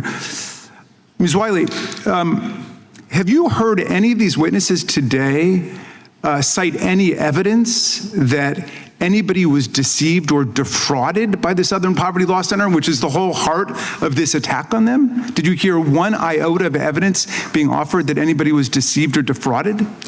I have not, and we know as a matter of fact that donors continue to try to send money to the Southern Poverty Law Center and being blocked by. In fact, haven't dozens of them stood up to say, no, they weren't defrauded in any way? That's why they're supporting the Southern Poverty Law Center, because they've been so effective in going undercover to blow the cover on these racist anti-Semitic plots.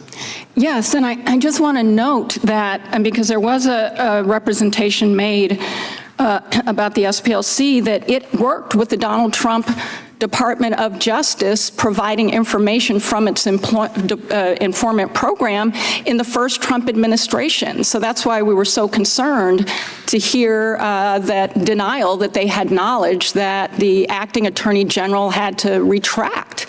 This is something that should concern all Americans, because no Department of Justice should be behaving this way. Yeah. Well, you know the not-for-profit sector very well. It seems like now one of the lines of attack against the SPLC is that the people who work there make too much money. I just went online and checked out some of the salaried executives of the right-wing groups that we're not having a hearing about today, like the NRA. Wayne LaPierre was making $1.2 million when he was there. You could look at the Heritage Foundation, which in 2023 paid its president $953,000, I think 3 times what they're talking about there. I imagine being the CEO of the Southern Poverty Law Center is a lot more dangerous than being the president of the Heritage Foundation.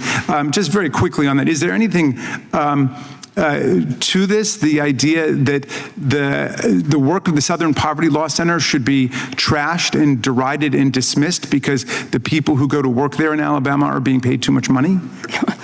Well, certainly not. And I think the point is the way in which the Southern Poverty Law Center is providing free legal services, for example, to a Black community that it has developers coming for land and they won't benefit from the land, for food assistance programs, to make sure that a mother who has a disabled child, 5 years old, is getting the disability services the law requires. That is what is happening with donations as well, and we are not talking enough about the work that civil rights organizations do, including SPLC. Well, let's talk about that, because to listen to some of your co-panelists there, you'd think that there is no extremist hate violence taking place.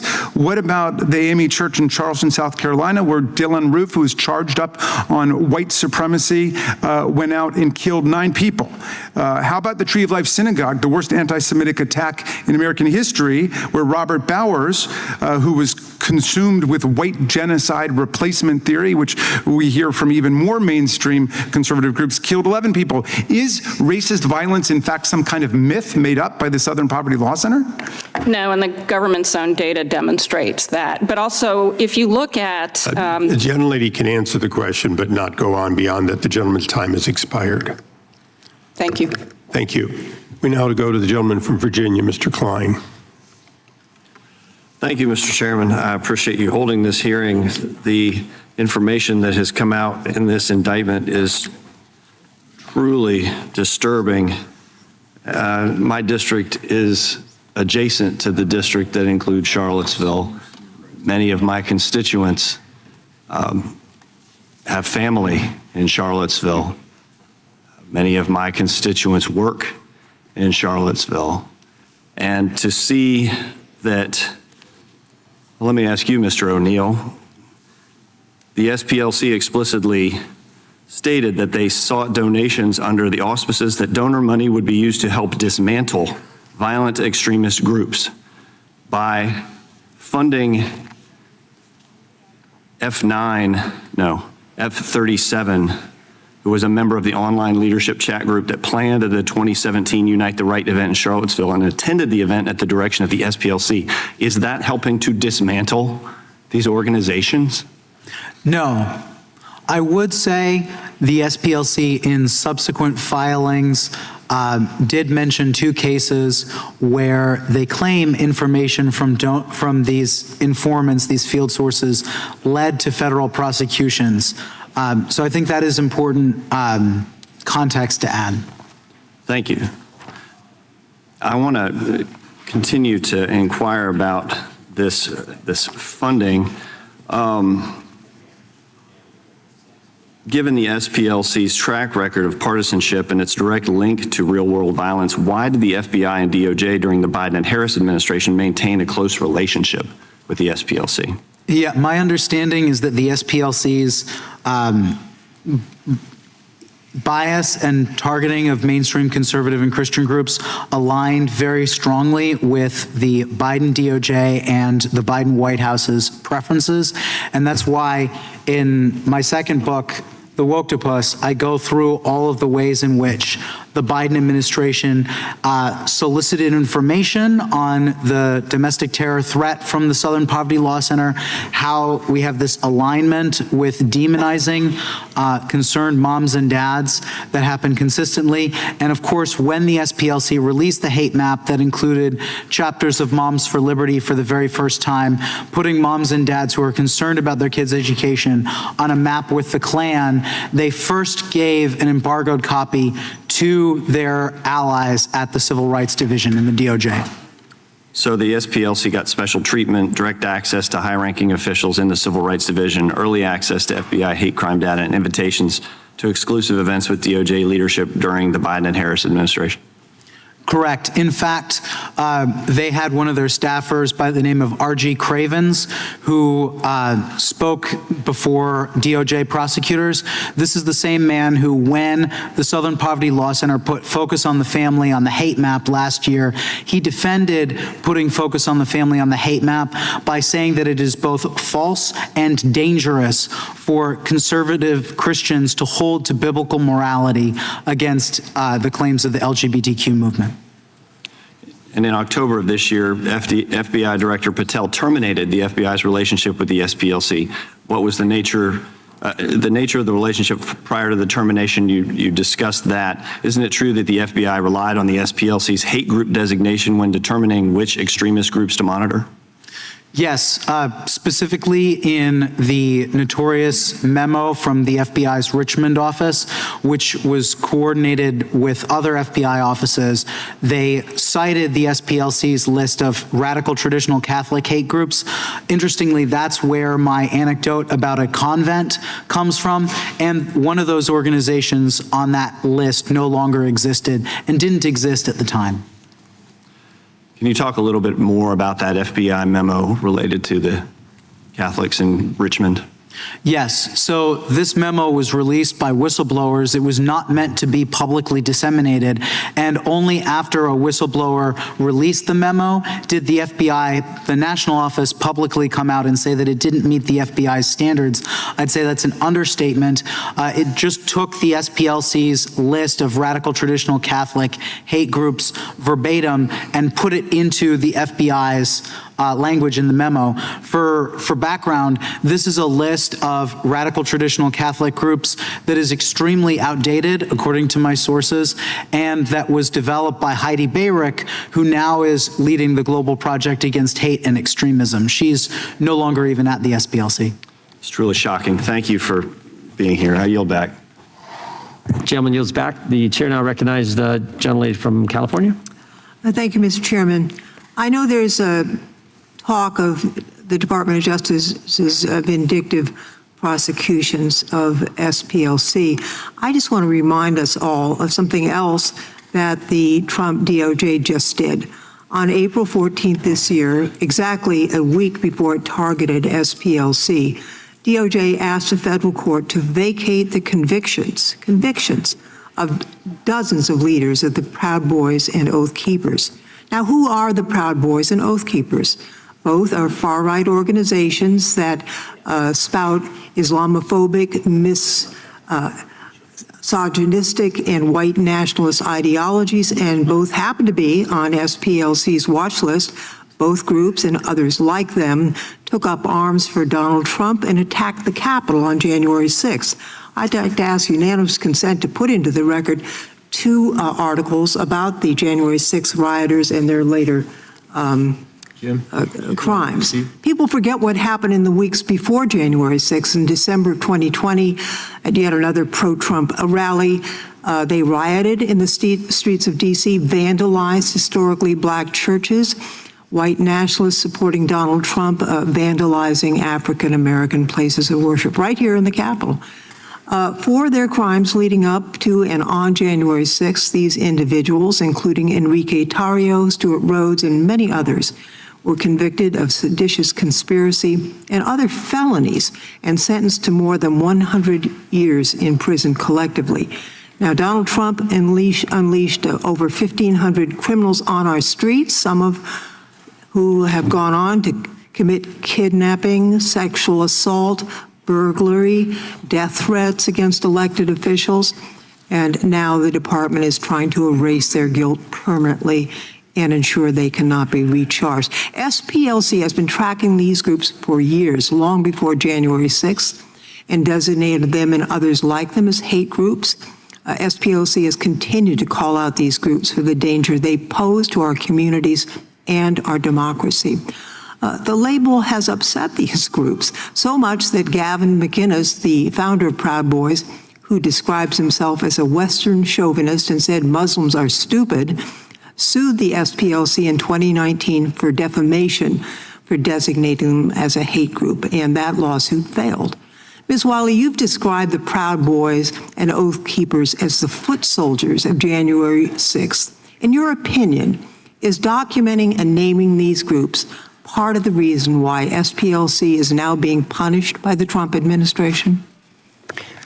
Sadly, because of the pattern of behavior and weaponization that we have seen, it's hard not to conclude that, and particularly because of exactly the point you just raised, Representative Lofgren, that we're seeing pardoning of violence and violent insurrection from January 6th.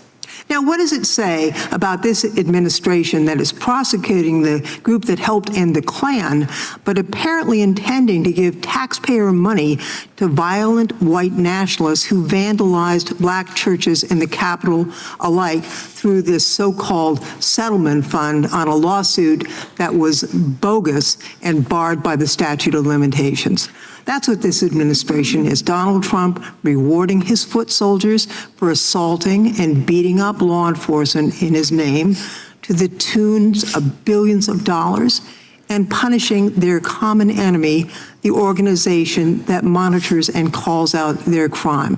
I'd like to note that this isn't about just coddling the criminals who tried to overthrow the government and who attacked police officers viciously, and I would add, were convicted in courts of law by juries of their peers, as the Constitution provides, but also an effort, perhaps, to make sure that when a call goes out to violent extremists to overturn the government, to attack violently the government again, that those extremists will know a couple of things. One, that the president will pardon them for their crimes. And two, that the president will reward them monetarily with taxpayer dollars for their violence and for their treason. With that, Mr. Chairman, I yield back. Gentlelady yields back. Before recognizing the gentleman from North Carolina, I do have to step out for a minute. I want to just tell our witnesses that we'll be back shortly, and I do think we have votes at 12 or 12:30, so there may be a little break. And I should have mentioned at the outset, if any of you need a break at any time, you know, you've been there almost 2 hours. I've stepped out a few times. So if you need a break, just please let us know. Real quick, you see? Yes, Mr. Chairman, I have a series of letters from Moms for Liberty. Quickly, yes. Tina Deskovich, Julie Mock, and then a whole series of additional letters from Moms for Liberty. Then I also have... Without objection. Thank you. Southern Poverty Law Center, education materials surprisingly common in red states. Without objection. Arizona School Resource directed teachers to condemn Moms for Liberty, Turning Point USA in their class. Without objection. SPLC curriculum in K-12 Learning for Justice. Without objection. SPLC curriculum in Arizona document. Okay. Additionally, federal grand jury charges Southern Poverty Law Center for wire fraud, false statements, and conspiracy to commit money laundering. Without objection. Southern Poverty Law Center is a scam, not an arbiter of justice. Without objection. The SPLC is a hedge fund with a dumb anti-racism newsletter. Without objection. Exposing the SPLC and celebrating their future demise. Without objection. Biden DOJ was in cahoots with SPLC as it funded extremist groups. Without objection. SPLC's wealth raises questions despite controversial activities. Without objection. A 9 990 filed in October of 2024 by SPLC. Objection. And America First Legal reveals explosive documents exposing Biden Department of Justice's partnership and coordinated campaign with the Southern Poverty Law Center to weaponize civil rights enforcement. Objection. Thank you, Mr. Chairman. Gentleman from North Carolina, Mr. Harris, is recognized for 5 minutes. Mr. Chairman, I'd also like to submit into the record a letter from Awake, Illinois to the House Judiciary. Got objection. Thank you, Mr. Chairman. I'm so grateful for all you witnesses for being here today, and I want to take just a few moments to talk about the shooting that took place at Family Research Council's headquarters in 2012. That obviously hits home for me because I have followed and admired the great work of FRC as both a pastor involved for a number of years and now as a member of Congress. In 2010, the SPLC, as we've talked about today, designated Family Research Council as an anti-LGBTQ hate group and placed it on its so-called hate map. And as I stated in our hearing last regarding the SPLC, there's nothing hateful about the Family Research Council. Family Research Council is a pro-family, pro-life group that promotes the Christian values held by many, many Americans. But that didn't stop the SPLC from placing FRC on this map. What was clearly a politically motivated designation was intended to harm FRC, and it had dire consequences. We've mentioned it today. On August 15, 2012, Floyd Lee Corkins II entered Family Research Council's headquarters in Washington, D.C. and opened fire. It was FRC security guard Leo Johnson who heroically tackled Corkins to the ground and wrestled the gun out of his hand despite being shot in the arm. And thankfully, no one was killed, and Corkins was sent to prison for a period of time. However, I want to bring attention today to what Corkins told the police, which we happen to have on video right here. And I would call your attention to Corkins' video. Now, how did you, this building, this organization, how did you find it? Did you look it up online, or how did you know about it? Southern Poverty Law lists anti-gay groups. I found them online. Okay. A little bit of research on their website and stuff like that. Okay. I did a little bit of research, and guess where he landed? There's no speculation here, you know? There's no need for interpretation at this. The convicted shooter specifically cited SPLC as his source for finding out about Family Research Council. Speaks for itself. Mr. Perkins, what was your immediate reaction when you found out that the shooter learned about FRC through this SPLC hate map? Congressman Harris, I actually anticipated that was the case. In fact, the day after, before the FBI acknowledged it, I stood before dozens of TV cameras on the street in front of FRC and said that FRC may not have pulled the trigger, but they inspired the gunman. I was mocked by the media, but then the testimony, the confession came out. And I asked at that point, SPLC take down Christian groups from this list. They didn't, and the consequences have been in 2017, one of your colleagues, one of my former colleagues, Steve Scalise, was shot. He was targeted by the SPLC. And then, of course, last year, Charlie Kirk, who also was targeted by SPLC, was assassinated. So there is culpability in knowing that this list, this ideological labeling leads to violence. No doubt. And as of yesterday, when I looked up FRC on SPLC's hate map, your organization is still listed despite this attack in 2012. So what impact has this continued designation has it had on the organization and your staff? Well, fortunately, we were large enough that we could sustain SPLC and their blood money that they've been raising to target conservative groups. It has hurt us. We spent $6 million just to enhance our security. It's funny, they're crying now that they're getting their own medicine, that Fidelity is not giving money to them. How about the thousands of conservative groups that were denied donor-driven funds because SPLC's labeling? Is there fairness in that? I think not. And I will say, this may seem like a silly question, but following the 2012 attack on your headquarters, did SPLC ever reach out to apologize? No. Well, I think it's disgraceful that FRC has put such a hate map to begin with in place. SPLC does not need to agree with everything that FRC says, does, or stands for. However, their actions of placing this organization on a hate map is clearly an attempt to cripple and socially ostracize a conservative organization, and it cannot be allowed again and again. With that, Mr. Chairman, I yield back. The gentleman yields back. We now go to the gentlelady from Pennsylvania.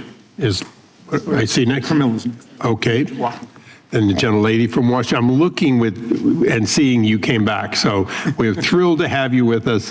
The gentlelady is recognized for 5 minutes. Thank you so much, Mr. Chairman. It is really a rich irony that Republicans want to argue that Donald Trump or this DOJ care about stopping hate. And that's why they're going after the Southern Poverty Law Center. Donald Trump just set up an illegal $1.8 billion slush fund of U.S. taxpayer dollars to pardon convicted insurrectionists who are tied to white supremacists from the Proud Boys, the Oath Keepers, Nazi supremacists. Oh, yes, and prohibit any action against his own violations or his family's violations of tax law. You want to argue that Trump's DOJ is trying to stop hate? Give me a break. Trump ran his campaigns and these administrations on stoking fear and racism against communities of color and promoting hate, enacted Muslim bans, kidnapped and disappeared immigrants of all immigration statuses, including U.S. citizens, forced universities to roll back their diversity, equity, inclusion efforts, stripped voting rights from black and brown voters, disenfranchising women and rural voters with the SAVE Act that he wants to pass. It's all a shameless plan to return America to single-party control by a Republican Party who, unable to win on any sort of policy merits, turns to an old racist playbook that restricts the power of black, brown, and working-class voters and goes after any political foes just to hold on to power. That's what's happening. For decades, the Southern Poverty Law Center has sued and won jury verdicts against hate groups who conspire and facilitate violence against black and brown people. The center secured a verdict against the planners of the 2017 Charlottesville rally, the same rally that drew participants whom Donald Trump called very fine people on both sides. And yes, I know what he said after that to try and defend it, but the entire rally was organized by white nationalists. And even after images and videos revealed that these participants put up their arms in Nazi salutes and violently injured counter-protesters and cheered on the former Grand Wizard of the Ku Klux Klan, he stuck by that. SPLC has been winning. That's why Donald Trump wants to target them. That's the problem. Stephen Miller, angry that SPLC called him out back in 2016 for promoting white nationalism and right-wing extremist ideas, has decided to take revenge with an outrageous indictment that is replete with mistakes of fact and law. It is a complete fabrication that any crime has been committed at all. In the words of one former prosecutor, DOJ falls, quote, egregiously short on alleging a crime. So, Ms. Wiley, the indictment and this entire hearing is premised on the theory that SPLC somehow manufactured hate by paying confidential informants. So I want to set the record straight about these informants. Based on what we know from public reporting, did one of the center's informants produce information that successfully prevented a white supremacist group's planned terrorist attacks against a synagogue and gay bar in Las Vegas?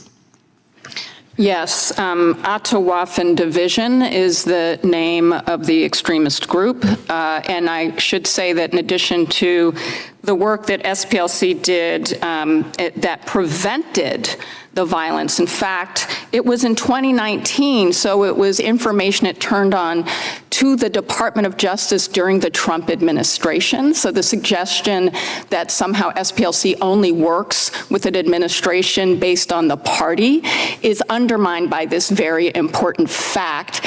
And what the FBI found was that this person had already bought the supplies for the attack on a synagogue and a bar where a lot of LGBTQ people frequented. Thank you. I'm going to go through a series of these, so just a yes or no would be great. Did another informant produce information that led to the arrest of a neo-Nazi individual who sought a national security clearance in Philadelphia Navy Yard? Yes. Did an informant produce information that the center used to tip off the FBI about the 2017 Charlottesville rally? Yes. So the center was using informants to root out hate and help the FBI prosecute that hate, not manufacture hate. Is that correct? Yes. And I want to ask you, the charges are also premised on the idea that donors were misled and they didn't know what the funds were being used for. But the New York Times publicly reported there's no donor that's come forward, as Mr. Raskin said. Based on your experience, is there anything different about how SPLC is operating than any other nonprofit? Not that I'm aware of. Thank you, Ms. Wiley. This seems to be a trumped-up case, literally, just to continue to prosecute people who don't agree. I yield back. The gentlelady yields back. Mr. Chairman, we now go to. Is this from UC request? Of course. Thank you very much. The first one is The Intercept. We knew they were paying informants. SPLC donors reject Trump DOJ. Without objection. The second one is a letter from the Leadership Conference on Civil and Human Rights Nonprofits Together in 442 civil rights organizations rejecting the criminal charges. And finally, unanimous consent to introduce a statement from Trevor Potter, president of Campaign Legal Center, former Republican chair of the FEC. Without objection, so ordered. We now go to Mr. Hunt for 5 minutes. Thank you, Mr. Chairman. The talking point for the Democrat high brain today is that Jim Crow is alive and well in America, and I'm sure that some of the SPLC's actions have helped them make this argument. My first question is for you, Ms. Swain. In the 2024 presidential election, were you required to pay a poll tax before you voted? No. I have another question for you. When you went to vote at the voting locations, were you intimidated in any way with baseball bats, fire hoses, or dogs? The only thing that intimidated me is that in my state that you go into, if you have to ask for a Republican ballot or a Democrat ballot, and if you are in a precinct that's predominantly Democrat, I think you would have a lot of fear. Thank you for answering that question, ma'am. For my Democrat colleagues and everyone on the left screaming Jim Crow 2.0, like I hear ad infinitum, let's take a moment to revisit what actual Jim Crow was. Jim Crow was a time when Black Americans could not sit in classrooms with white Americans. It was colored-only water fountains. It was beatings in the streets. It was lynchings. It was fear. It was public humiliation. My own father, who grew up in a segregated South in New Orleans, had to walk around to the back of a restaurant just to order a sandwich in the French quarters of New Orleans because of the color of his skin. That was Jim Crow. And that is precisely why it is so offensive to compare that era of legalized discrimination and racial terror to showing a photo ID in a voting booth. And it's just as offensive when groups and organizations like these manufacture faux hate and racial tension. Requiring identification to vote is not oppression. It is not segregation. It is not racism. It is a basic standard that applies equally to every single American citizen, regardless of what you look like. You need an ID to board a plane. You need an ID to cash a check. You need an ID to buy alcohol. You need an ID to enter these very federal buildings. And by the way, attaining an ID in this country is an extremely low bar. But somehow showing an ID to vote in America is now considered to be Jim Crow 2.0. This is not about civil rights. This is about political theater. And the Democrat Party survives on manufacturing grievance. Democrats invoke the pain of the past because they have nothing to offer for the present. They They don't want an honest debate. They want emotional manipulation. They want outrage. They want division, as evidenced by our discussion in this very hearing today. They want Americans to fight each other because chaos is politically useful to them. Words like racism and white supremacy and Jim Crow 2.0.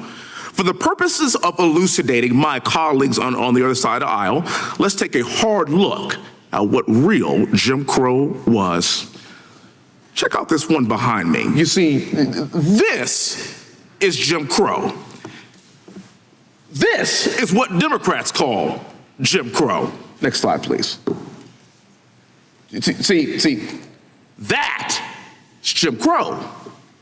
For whatever reason, this is what Democrats call Jim Crow. Next slide, please. That is Jim Crow. This is what Democrats call Jim Crow. I know that some of these images can seem to be very jarring to many of us that haven't experienced that over the course of the past 40 years of my lifetime. I never saw these things. I never experienced them personally, but I have family members who have and who did. And that's why it is extraordinarily important for us to be very, very careful with what we compare to Jim Crow, because this country has come a very, very long way.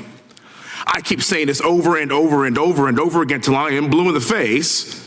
I represent a white majority district along with 3 of my other black colleagues here in Congress. And you know what? Nobody cares about what we look like. We are being judged not by the color of our skin, but by the content of our character, because we've come a long way from this. I don't want to go back to that. In fact, I want to continue on the path that America has set forward in the name of Jesus Christ. And I want to let people know that we don't need to be angry. We don't need to be divided.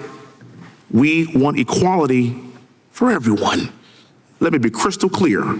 This is not 1960 anymore.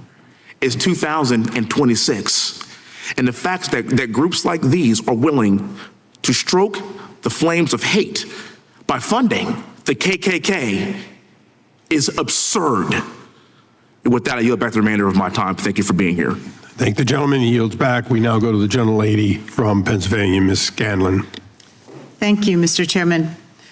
As we heard earlier, in July 1983, the Ku Klux Klan firebombed the Southern Poverty Law Center's offices in Montgomery, Alabama. The Klan carried out its violent attack because the SPLC had stood up against it and has continued to stand up against hate in the following decades, whether it's racial and religious hate, hatred of immigrants, or the LGBTQ community. This melted clock, which was frozen in time by the KKK firebombing, still hangs in SPLC's headquarters as a reminder of the very real dangers of defending American civil liberties from hate. So how grotesque is it, given that history, that the majority has chosen to frame this hearing as an accusation that the Southern Poverty Law Center itself is in the business of manufacturing hate? But with the increasing shamelessness of the Trump administration and its congressional allies, none of us should be surprised that they are desperately trying to manufacture a reason to attack one of the organizations standing up to their assault on American civil rights. They're trying to turn back the clock and drag America backwards into some of the darkest days of our past. What has changed is not the Southern Poverty Law Center, but the way that this administration, with its embrace of white nationalist rhetoric and groups, has decided to rewrite facts and history. In the past year, we've seen pardons of Proud Boys and Oath Keepers who orchestrated the violent January 6th attack. The DOJ hiding from the public government research confirming that right-wing extremism poses the biggest domestic terrorism threat to our nation. The White House issuing NSPM 7 a directive that the Department of Justice and IRS target left-leaning groups that the White House has declared without evidence are a threat to our national security, and members of the administration making repeated statements that they intend to destroy nonprofit groups like the Southern Poverty Law Center that are a threat to their extremist agenda. This White House has engaged in a concerted attack on the pillars of civil society that would ordinarily hold it accountable. going after law firms, the courts, legacy media, universities, organized religion, and even the Pope. We can all see a corrupt DOJ leveraging its power to attack the president's perceived enemies and protect his allies, prosecuting those who've tried to hold the administration accountable, stealing taxpayer dollars to create a $1.8 billion slush fund to make payoffs to Trump loyalists who've been convicted of serious crimes, and giving Trump and his family a gold-plated get-out-of-jail-free card with the settlement agreement that the president's lawyer just signed. The Department of Justice's blatantly political prosecution and this committee's attacks against the Southern Poverty Law Center signaled the revival of an old authoritarian playbook to vilify and discredit those working to combat hate and protect people from oppression. And it's part of this administration's whole-of-government attempt to shut down opposition to its lawless behavior. This administration and its MAGA allies are trying to rewrite facts and history just as they've tried to whitewash the violent January 6th assault on our Capitol and our Constitution. But facts have a way of being sticky. They get in the way of lies.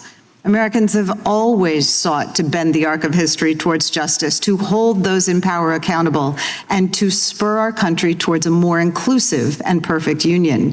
And we're not going to stop now. We are not going to allow extremists and charlatans to turn back the clock and take our civil rights and repression and put them asunder with hate. So, Ms. Wiley, the DOJ's indictment targets SPLC itself rather than individuals. Is the administration's goal to take out the organization, and why? Well, I certainly can't speak for the administration. I think that what is so concerning to us as a civil rights community is that the Southern Poverty Law Center has been attacked because it does work to ensure that Black voters can vote, because it does work to show and ensure that fair maps are drawn for places like Alabama and Louisiana, where, yes, because we still have racial segregation in this country, Black people have to be packed or cracked to take away the opportunity for them to decide who can represent them that will actually be accountable to them. These are incredibly important for civil rights, but it's also incredibly important for people's ability to have voice and power, including to dissent and disagree with the policies of this administration. Do you think that SPLC might have been targeted because it published emails by Stephen Miller that were expressing white nationalist sentiments? The gentlelady may answer briefly. Possibly, yes. Thank you. I yield back. Thank you. I now recognize myself. Ms. Wiley, would you agree with the statement that Charlie Kirk was a dangerous extremist? I can't answer the question that way. I can certainly say that statements that I am aware of that Mr. Kirk made were ones that I would consider to be dangerous. And would those be the ones that he took directly from the Bible repeatedly? I'm referring to the ones that he made about Black women and Black communities, the stereotyping that stereotyped a whole group of people. So you would put him on a list of dangerous people that should, as the Southern Poverty Center did? I don't designate groups. I'm just. Well, you've had opinions on everything the Democrats asked for. I just thought you might have an opinion on that. I shared my opinion about some of the things I heard he said, yes. Okay.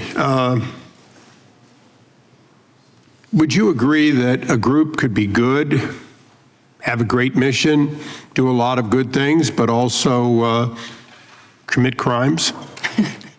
Well, I mean, anything is possible. I think what we're talking about today is a that was kind of a yes or no, but it's a specific organization we're talking about, though, which is Southern Poverty Law Center. So your opinion is they can't commit crimes because they do good? My opinion is that we see a prosecution where we know that the Southern Poverty Law Center offered evidence and is asking for accountability about whether that exculpatory evidence was shown to a grand jury.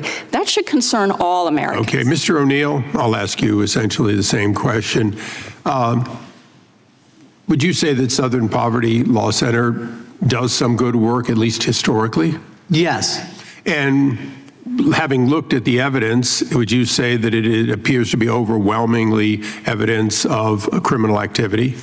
I would direct audiences to page 10 of the indictment, where there's a direct quote from an employee saying, "I certify that I am the sole owner of the above named proprietorship." This is a statement to a bank in December of 2016. And then the statement from then Chief Executive Officer of the SPLC, Margaret Wong, who said that the accounts below listed were open for the benefit of the Southern Poverty Law Center operations and operated under the center's authority. Okay, so what you have is actual evidence of bank fraud.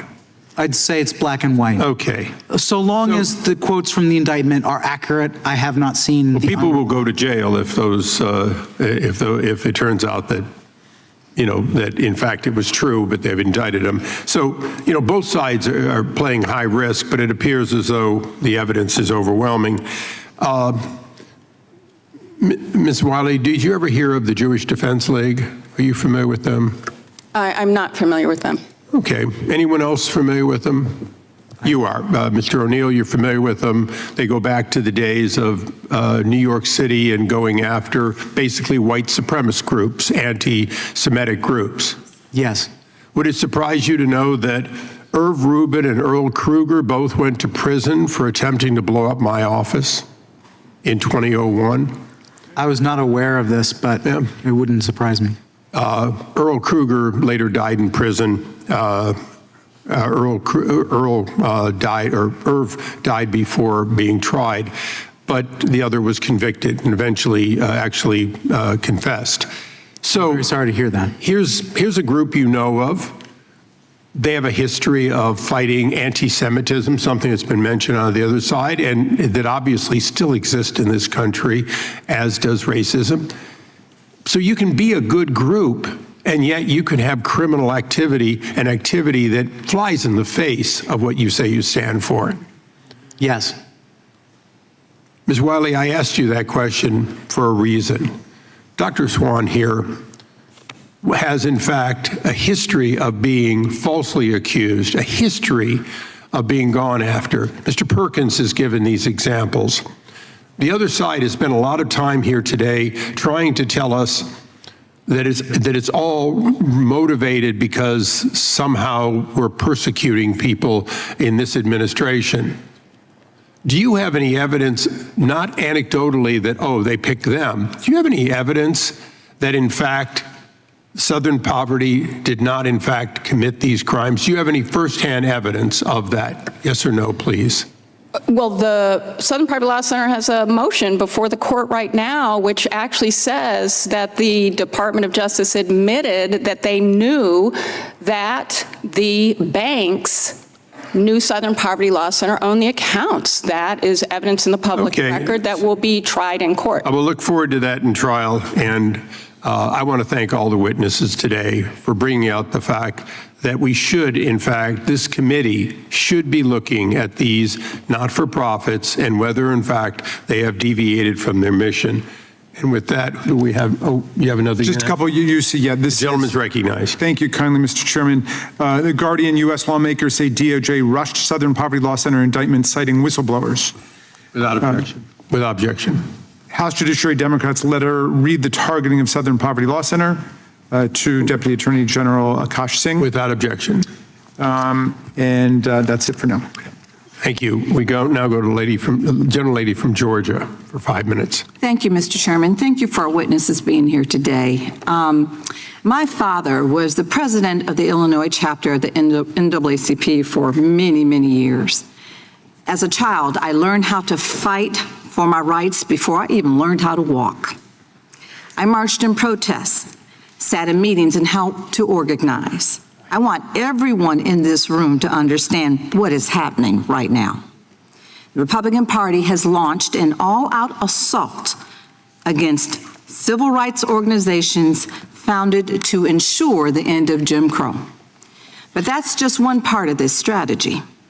3 weeks ago, the Supreme Court gutted Section 2 of the Voting Rights Act in Louisiana versus Calais, saying that, and I'm going to quote, race-neutral considerations, that it could employ race-neutral considerations, end quote, in redistricting.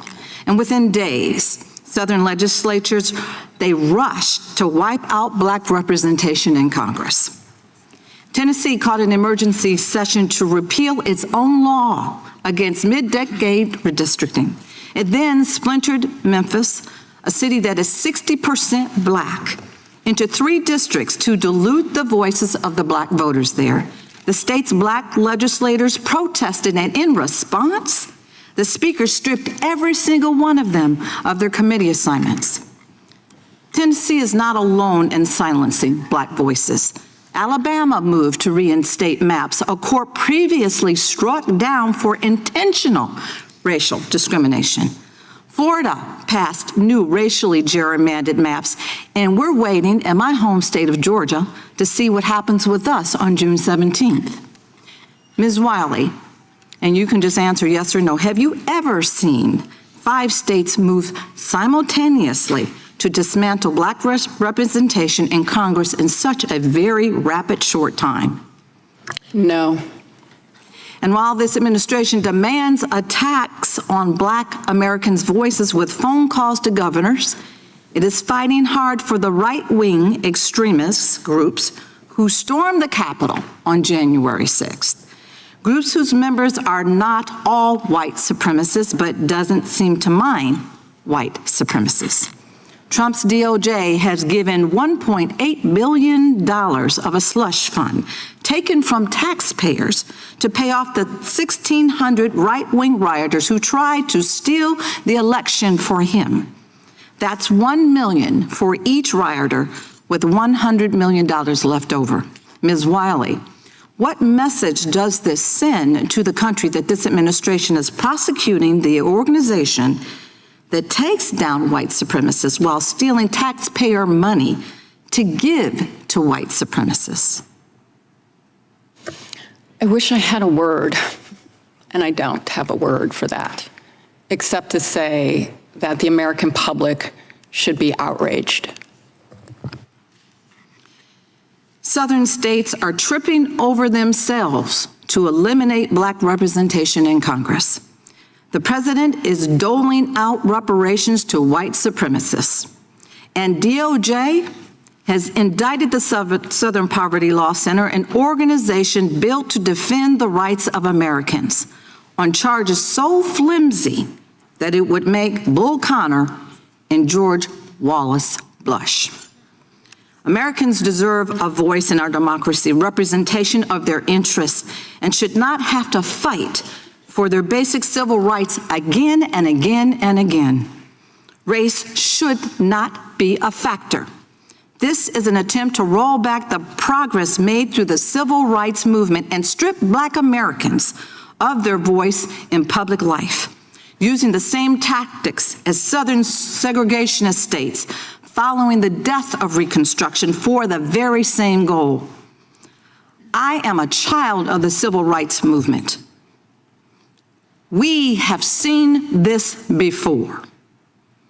If we needed a reminder or a wake-up call that Jim Crow is alive and evolved, these legislatures made sure that we got the notice. Ms. Wiley, would you like to expand on any previous questions or statements that you weren't able to complete? I just want to remind us that the federal agencies, FBI, DEA, AFT, spent over $548 million on informants for a reason, because they thought it was going to help them keep people safe.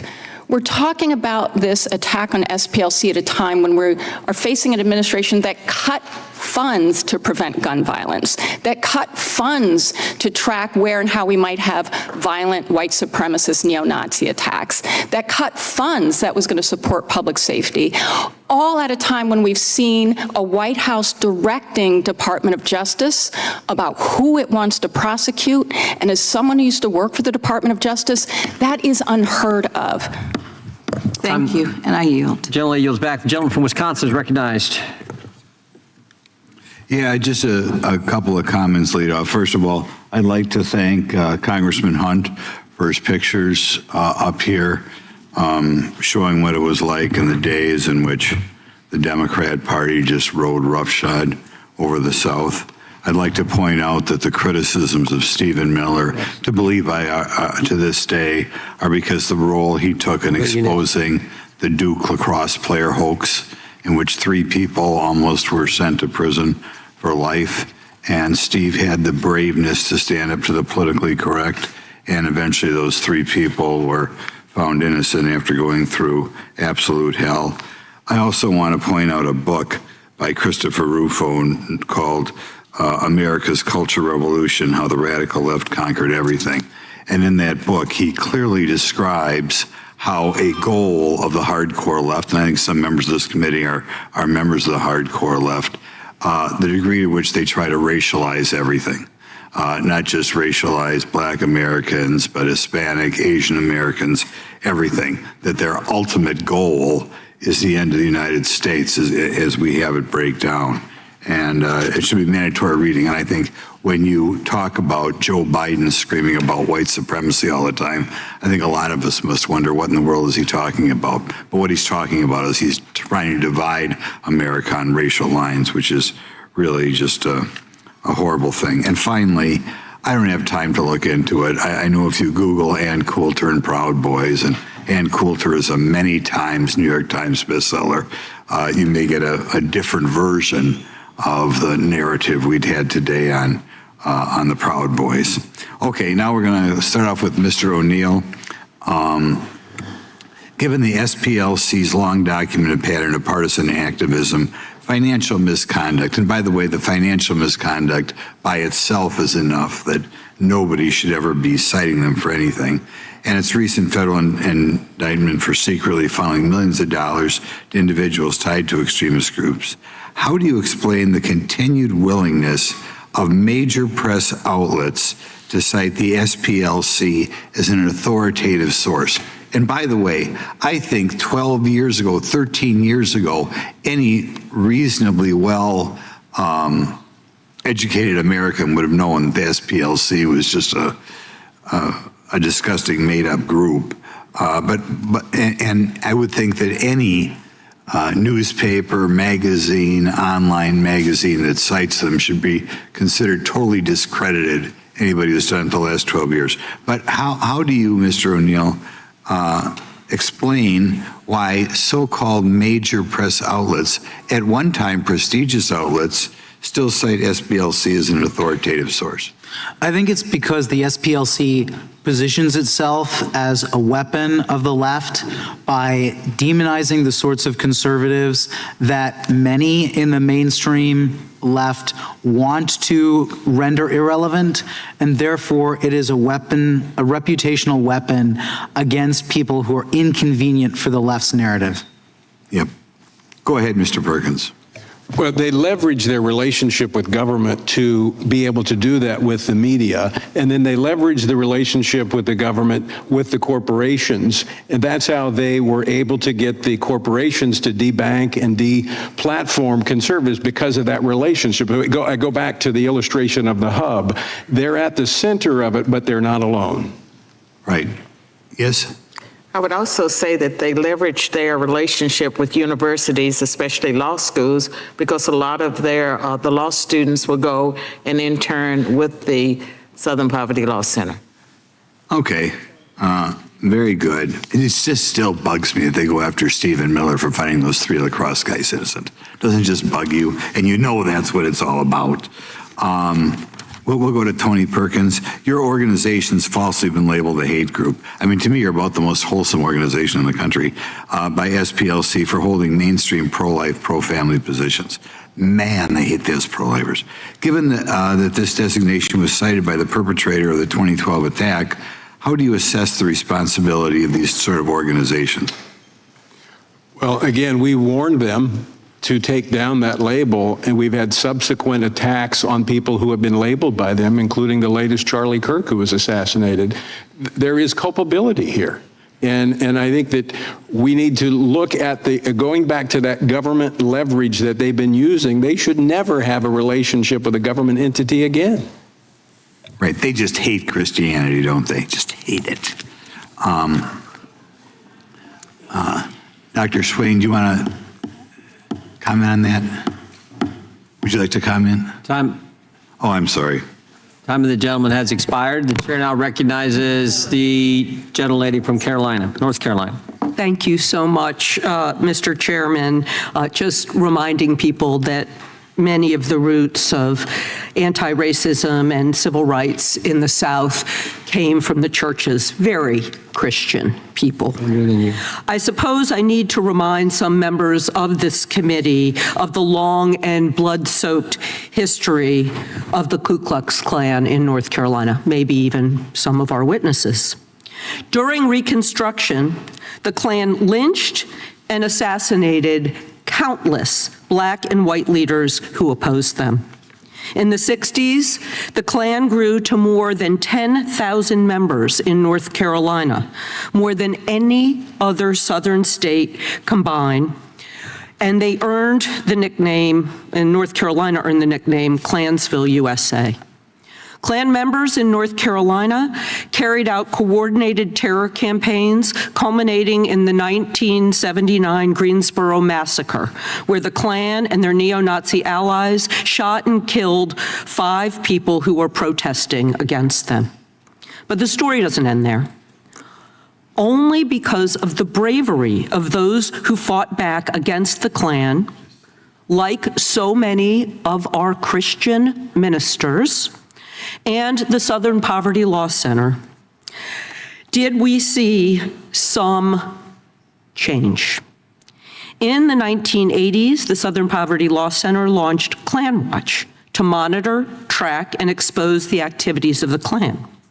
In 1987, the Southern Poverty Law Center won a groundbreaking lawsuit, securing $7 million in a judgment against the United Klans of America after their members lynched 19-year-old student Michael Donald in Mobile 6 years earlier, and I know that Mr. Johnson talked about that. Mercifully, the judgment bankrupted the United Klan of America. This verdict greatly weakened the Klan and sent them scurrying underground, though of course we're seeing many of them today. But it didn't stamp out the last rotten remnants of the Klan throughout the South. And those remnants have been planting seeds that have been cultivated by this president. That's why the continued work of the Southern Poverty Law Center and its allies is so essential. Now, Ms. Wiley, is paying for informants to disrupt a violent white supremacist organization like the Klan the same thing as supporting these groups? No, and that's why I was citing the FBI's own use of informants. And actually, was there a book written about an undercover agent, by an undercover agent who infiltrated the Klan, like maybe called Black Klansman? Could you tell us about that? I haven't read the book, but it's a great movie. It's a great movie. So given that the SPLC's incredibly successful history of fighting the Klan and other extremist groups, do you think that the people who have been consistently donating to the SPLC were surprised that the SPLC was paying informants to monitor, report, and expose the violent activities? Well, the only things we've heard in the public sphere is donors saying that the SPLC did what they had hoped donors would do, and we know from the public record that they're continuing to try to give money to the SPLC to continue its work. I kind of hope this lawsuit, this specious lawsuit, results in more contributions to the SPLC. Might be a silver lining to the lawsuit and this ridiculous hearing. Even the amateur hour Trump lackeys at DOJ know that this is a specious lawsuit. They don't believe these cynical charges. They know it's wrong. The SPLC is not funding the KKK or far-right groups. The SPLC is taking them down. But at the same time, the President of the United States is trying to use taxpayer money to fund people who have assaulted police officers and tried to disrupt the peaceful transfer of power. We have to speak truth. We have got to tell the American people what is going on, and that might be the only good thing that comes out of this ridiculous hearing. Thank you, and I yield back. I'm not sure Leo thinks the hearing's ridiculous, but actually, I'm pretty sure he thinks it doesn't. Gentlelady from Georgia is recognized. Thank you so much, Mr. Chair. I have unanimous consent request. I request unanimous consent to enter into the record an article from April 15, 2026, titled Justice Department Moves to Toss Seditious Conspiracy Convictions of Oath Keepers and Proud Boys. The objection. And the second one I have is several Tennessee House Democrats stripped from committees after last week's special session. Without objection. Thank you. Gentleman from New Jersey is recognized. Thank you, Chairman. I'm going to take the gentlelady from North Carolina's advice and get to what I believe is the truth here. And I'm going to get a little historic on you. Anybody ever hear of Machiavelli? Remember that when you learned that in school? You know, and you can debate the exact wording of what it means. You can debate the exact origin, but the meaning is basic and it's simple and it's as old as politics itself. And if you believe, according to Machiavelli, that your cause is important enough, that it's righteous enough, that you want to obtain certain goals, that it's urgent enough, there are no rules, no morals, and no ethics. Truth becomes flexible and there are no standards anymore.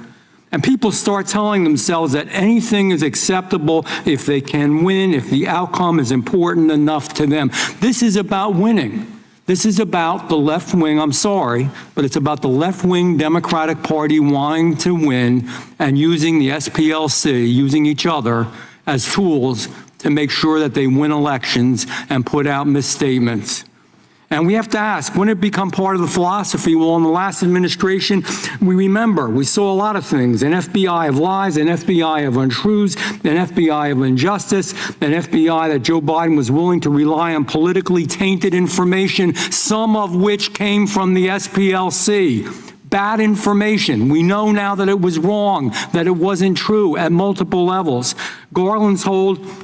The AG told us that the greatest threat facing the entire country was domestic violent extremists. But the real threat, the great threat, a great threat to freedom, was his own Department of Justice and his own FBI back then. It was scary. If you had a different opinion, guess what, folks? And I'm not trying to address this to you, Mrs. Wiley. I have a right to be conservative. I have a right to a different viewpoint, but there's not one human being up here that supports the Ku Klux Klan. None of us like it. I bet you there's nobody in this whole damn room that supports the Ku Klux Klan. Catholics saw the clearest example of this. It was hateful. It was hurtful. They went after Roman Catholic churches. They were going to have undercover agents. Thank God we found the information. It would have been going on. They went after Hindus in my own state of New Jersey. Good, faithful, peaceful, loving people. The FBI went in with guns drawn from bad information that they got. SPLCA supplied a lot of this. The FBI painted them as domestic terrorists. The same thing with parents in school board meetings that were worried about the stuff their own biological children were being taught to them. It is wrong. Catholics aren't extremists. Concerned parents aren't extremists. Hindus aren't extremists, but we've seen the pattern before over and over again. We saw it in the abuse of FISA. We saw it when, by the way, tax dollars, questionable sources, FBI, Igor Danchenko, remember that? Hundreds of thousands of dollars paid to him for bad information. We also got bad information from the Southern Poverty Law Center, all for politics to go after Republicans. That's the elephant in the room. That's what people don't want to talk about, but that's the real deal. If you were conservative, and no, Charlie Kirk was not a terrorist. If you just sat and listened to what he said, you might not agree with it. He was just a very faithful, conservative person. It's his right. And now the worst of all of it, though, is we find the Southern Poverty Law Center is just one more tool. I think it started out good.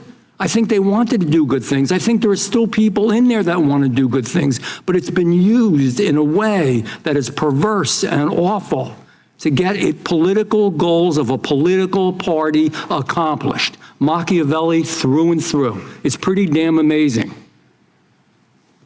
People donated money believing they were helping good causes, helping vulnerable people, and in the beginning they were. Nobody wants racism. Nobody up here in this room wants racism. Nobody wants to hurt anybody. Nobody wants to hate anybody. But the Southern Poverty Law Center and the work that they've done in recent times has actually caused more hate, more hurt, and more problems. They gave money to the KKK. I don't give a how you approach it, what you say about it, it's a bad thing. I just got some real quick questions because I know I'm running out of time. Mr. Perkins, should the Southern Poverty Law Center have had such a high level of influence in federal agencies? No. No.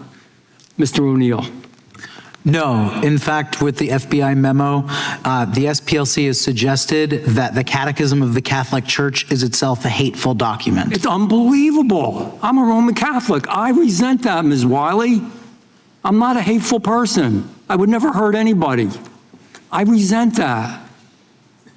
And so do a lot of Catholics, and so do a lot of people of faith. They have a right to... Mr. Chairman, if we're going to run over time, can we talk about the president's attack on the Pope? How does an organization... Is that part of your presentation? Last question, then I'm done. How does an organization maintain credibility... Gentleman from New Jersey controls the time. Gentleman can ask his last question. I'm losing my time here, but how does an organization maintain credibility as an authority on extremism if there's serious concerns being raised about its own extremism, its own judgment, and its own activities? Real quick, Mr. O'Neill, Mr. Perkins. And Dr. Swain, how you go? I can say that by 2009, they had already deviated and started targeting conservatives. And I would say that they were so effective at eliminating hate groups that they had to find new people to label new organizations. That's the problem. You're right. Go back to your original mission. I have a few UCs. Okay. We'll do UCs then. Mr. Chairman, point of order, just so we're clear, that was 1 minute over as we move into Ms. Balance time. We've been very lenient with the time. I just want to make sure we're doing it equally, that's all. Equal rights, that's all. Moving to UCs from Mr. Van Drew, UCs from the gentleman from Pennsylvania, and then we're actually going to go vote, and then we'll come back once votes are completed.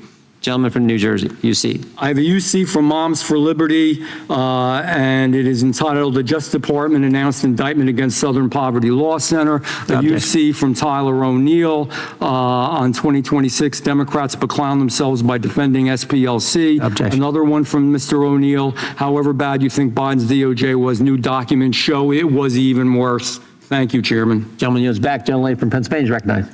Thank you, Mr. Chairman. I have a unanimous consent request to introduce an article from The Hill dated September 17th, 2025. DOJ quietly removes studies showing right-wing attacks outpace those by the left. Objection. An article from the Washington Post, November 13, 2019, leaked Stephen Miller emails show Trump's point man on immigration promoted white nationalism, SPLC reports. Without objection. White House issued the National Security Presidential Memorandum 7 in September 2025. Without objection. And an article from the New Republic, April 2026, the Justice Department sides with the Ku Klux Klan. Without objection. And I have two here. Massacre at Pittsburgh Synagogue tied to anti-refugee sentiment. And Buffalo Shooters Manifesto promotes great replacement theory anti-Semitism. Without objection. Can I go? The committee will be in recess for a short period of time. The reason we have to leave now is I do know that there's one 15-minute vote, and then the next 5 votes I think are 2-minute votes. I don't want to miss that. So we're gonna recess. There's some lunch for you in the back, and then we'll be back as quick as we can. Committee stands in recess.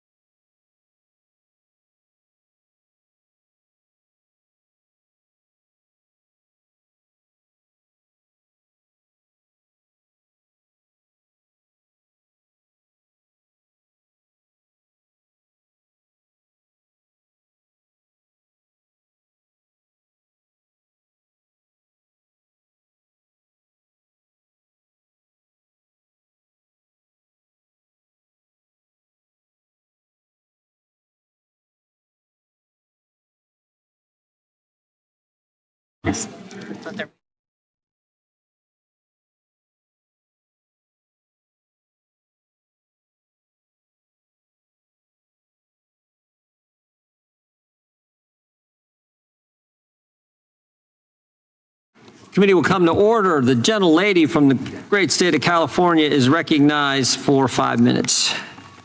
Thank you, Mr. Chair. I previously asked in this committee why the DOJ took down the NIJ's journal dedicated to domestic radicalization, violent extremism, and terrorism.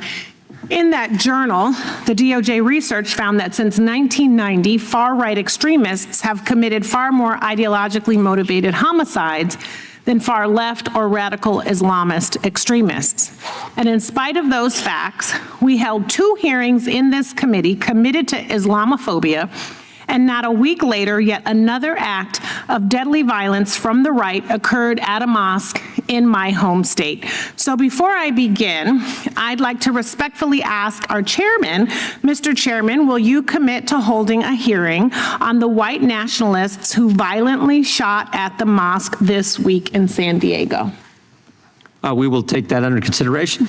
We have a number of hearings scheduled and markup scheduled coming up here in the next week. We're looking to do something on Act Blue. We're looking to get the CEO of Mr. Southern Chairman, Poverty I'm Law going Center. to reclaim my time. But he wouldn't agree to come yet. So we're reclaim my working on time from you and hope that that long thing turns into a yes. But now I would like to talk about an organization which is and has been historically dedicated to stopping violence, the Southern Poverty Law Center, whose informant program has helped stop real acts of violence in this country. SPLC shared intelligence gathered from informants directly with law enforcement agencies, including the FBI and DOJ. That information helped stop a neo-Nazi from obtaining a security clearance and helped thwart a planned terrorist attack targeting a synagogue and an LGBTQ bar in Las Vegas. So, Mr. Tyler, if an organization helps stop a bomb attack, is that good or bad? Well, of course it's good. Okay, thank you. No, because I don't have a lot of time. Mr. Tyler, do you believe that law enforcement should ignore credible intelligence about violent extremist threats? Yes or no? Okay, thank you. And the witness's name is Mr. O'Neill. Oh, I apologize. Thank you. Because from where I sit, those answers sound like public safety work. Yet Republicans applauded when Kash Patel severed the FBI's information sharing relationship with SPLC. And I cannot find a single instance where SPLC's cooperation with law enforcement made Americans less safe. Maybe the real issue is simply SPLC has been effective at exposing white supremacist and extremist organizations for decades, organizations that Republicans either condone or deny exist at all.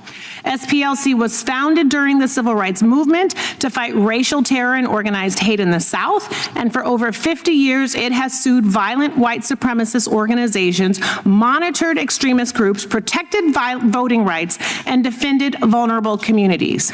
SPLC bankrupted factions of the KKK and fought racial intimidation campaigns.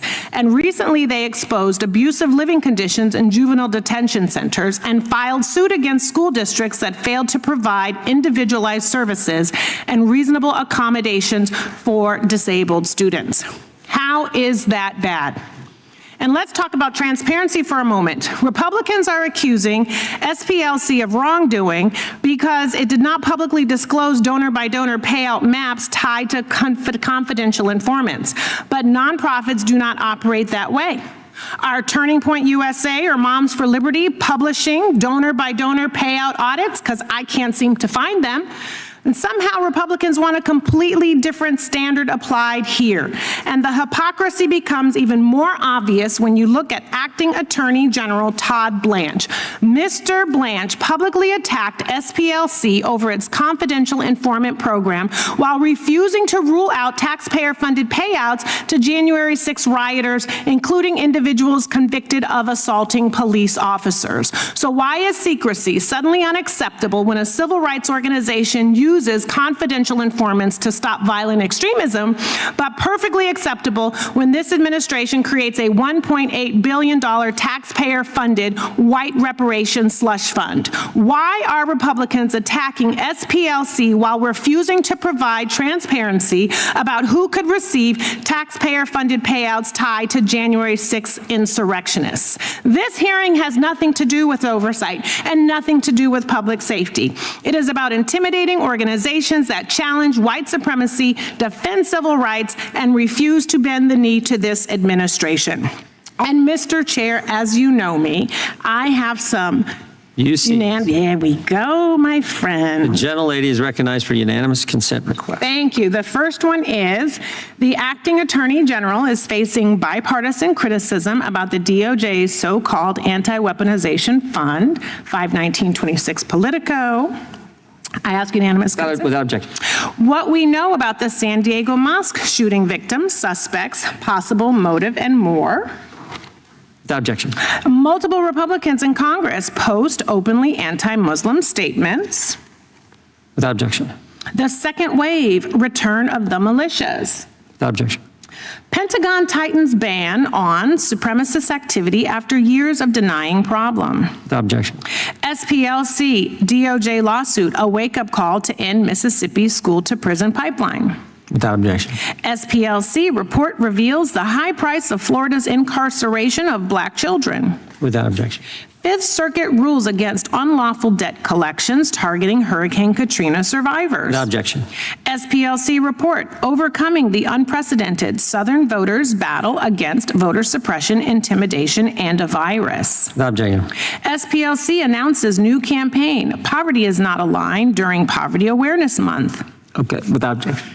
How the threat of political violence is transforming America. Okay, without objection. And the last one, right-wing extremist violence is more frequent and deadly than left-wing violence. Without objection. Thank you, Mr. Chair, and I am looking forward to getting additional information on when that possible hearing can Just for the record, Republicans aren't upset when the Southern Poverty Law Center labels racist organizations racist. We're upset when they label non-racist organizations, conservative organizations racist, and we're upset when they pay racists. That's why we're having the hearing. The gentleman from gentlelady is recognized, and the gentleman from South Carolina. Thank you. The 11-count indictment of the Southern Poverty Law Center over wire fraud, false statements, and conspiracy to commit money laundering states that between 2014 and 2023, the SPLC covertly funneled more than $3 million in donated funds to individuals who were associated with several violent extremist groups, including the KKK, the National Socialist Movement, and the National Socialist Party of America. Because the SPLC was instigating rather than infiltrating these hate groups, donor money was seemingly being used to create and prop up the very hate that SPLC claimed to be fighting against. More hate means more money for the SPLC, and this led to a transformation of this corrupt and divisive group, moving towards a creator of hate within America. There is a fundamental difference between federal law enforcement using paid informants and a nonprofit organization lying to financial institutions to compensate people to foment hate, racism, and anti-Semitism. The SPLC's field sources were doing much more than gathering information. For example, the indictment notes that one field source, quote, made racist postings under the supervision of the SPLC and helped coordinate transportation to the Charlottesville event for several attendees, end quote. Mr. O'Neill, do you believe that SPLC's conduct crossed the line from infiltrator to instigator? Yes, based on the information in the indictment. So in response to the indictment, we also found out that the SPLC was sharing information with law enforcement. I've got concerns about that because of how biased the SPLC obviously is, and the information that they were sharing with law enforcement was also biased. I think that you can tell that by the questioning, or at least the accusations that were just recently made, and even some of the articles that were identified by the woman from California. The articles themselves, even accusing the folks this week of committing the horrible act at the mosque out in San Diego. Their own writings sides defy and disagree with what she was alleging over there. Individuals on the right and left have long recognized that the SPLC is no longer the group that it was founded to be. Mr. O'Neill, shouldn't we be concerned that our government and law enforcement are accepting information from knowingly biased sources? Yes, we should be concerned that they were receiving information specifically from a group that systematically demonizes concerned parents, conservative Christian groups, and even groups of LGBT people who oppose the sexualization of children. So if the SPLC were instigating criminal action and then reporting such information to law enforcement, would that not raise even more legally dubious conflicts? Mr. Perkins. It would. SPLC was it was like they were hiring an arsonist to create a fire. Then they were calling the fire department and ratting out the arsonist that they hired. And then they wanted to someone else, or accusing someone else of setting the fire. Well, but they also wanted to get Citizen of the Year award by calling in and turning in the arsonist that they paid. It's a conspiracy that goes way beyond just money. This was about trying to demonize, silence, and completely eliminate any opposition to the left when it came to their agenda. And that's what's played out, I think, today with the questioning in your testimony. But now we're finding out that the SPLC was not only engaged in this kind of behavior, but we have schools across the country that have included SPLC information in their curriculum. Dr. Swain, what are the concerns that you have in that regard? I have concerns that the SPLC's program, Teaching Tolerance, is really intolerant, and many of the public and private schools use their materials, and because they have so many resources, they are able to get into the schools in a way that I think is very dangerous, because they're all about indoctrination, a very progressive agenda, and so that is my concern. Okay, I appreciate that. I believe that this program, that it's the Learning for Justice is the community education program that I am referring to. Mr. O'Neill, do you have concerns about that program as well? Yes, so it's very telling in my mind that the program that was long known as Teaching Tolerance, apparently the SPLC has become too woke for tolerance, so they changed the name to nix the tolerance and just go with Learning for Justice. Okay. All right, interesting. Well, I'm just about out of time. I also have a unanimous consent. This is an article from April 30th, 2026 from LifeSet News. The both sides political violence narrative completely debunked. They cooked the books. An example being that all claims of anti-Semitism, they claim are right-wing or conservative attacks, when we know that is absolutely not the case. They do not count what happened on 9/11. And there are many other examples in this particular article where they have absolutely cooked the books, that they claimed left-wing violence is right-wing when we know that that isn't true. So they're even lying about that as well. So thank you, and I yield back. Without objection, the gentlelady also yields back. The chair now recognizes the gentlelady from Vermont. Thank you, Mr. Chair. This president and his supporters in Congress want to turn the clock back. They're trying to undo the progress of the civil rights movement. That's what this is all about. This is about white nationalism and a direct attack on Black Americans in this country, and it comes from the very top. That's why we need groups like SPLC, because the president is systematically taking us back to the darkest chapters of American history. Rather than face accountability from the voters, he is fully embracing authoritarianism. Sham indictments against nonprofits are just one part of this plan. President Trump, his captured Supreme Court, and Republicans in this very room have supported attacks on law firms involved in civil rights litigation, dismantling the federal civil rights offices, weaponizing the DOJ to baselessly attack the president's enemies, gutting the Voting Rights Act. This is an effort to criminalize dissent. We're witnessing an intentional effort to intimidate any institution who will stand up for our rights, the rights of Americans. It's an intentional effort to silence Black voices and to undo our multiracial democracy. And the majority claims that the SPLC manufactures hate. Here's the hard truth. There is no reason that the SPLC has to manufacture hate in this country because the Trump era has supplied plenty of it. White supremacy, Christian nationalism, violence against women, right-wing extremism, and bigotry against the LGBTQ community is flourishing. And the president just set up a corrupt slush fund to pay people who took up arms against our own government. Right now, hate is being cultivated, rewarded, and reinforced by those in power. Ms. Wiley, thank you for being here. How do these attacks on SPLC, the Justice Department, and the civil rights of Black Americans civil rights enforcement affect the civil rights of Black Americans? Significantly. And I just want to share one story we haven't talked about, because the reality is Charles Morrell III, a Black man in Boston in 2022, was just walking down the street. The Patriot Front attacked him. The Patriot Front is listed on SPLC's heat map as a hate and extremist group. Yeah. The importance of calling it out is so that Charles Murray III can walk down the street and be safe.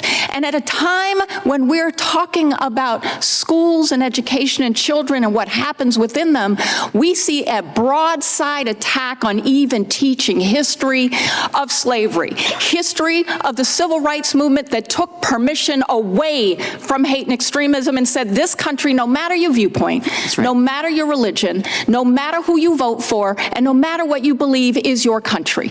That matters for all of us, and I say every American should be concerned, no matter who you are, if we whitewash hate. I couldn't agree more, because we see every day when we turn on the news and we watch this president at press conferences, the bigotry and the hatred is coming from the top.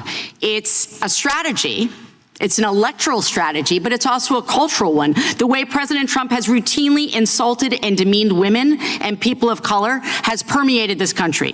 When he casually calls women reporters piggy and stupid and mouths the word bitch at a Black reporter. When he calls Haiti and African countries shithole nations. When he repeatedly and relentlessly spreads falsehoods about President Obama's birth certificate. It spreads the hate. As a former history teacher, I know there's going to be a reckoning. There will. And our children and our grandchildren will ask us where we stood, what we said, what we did when we had these microphones, when we had these platforms.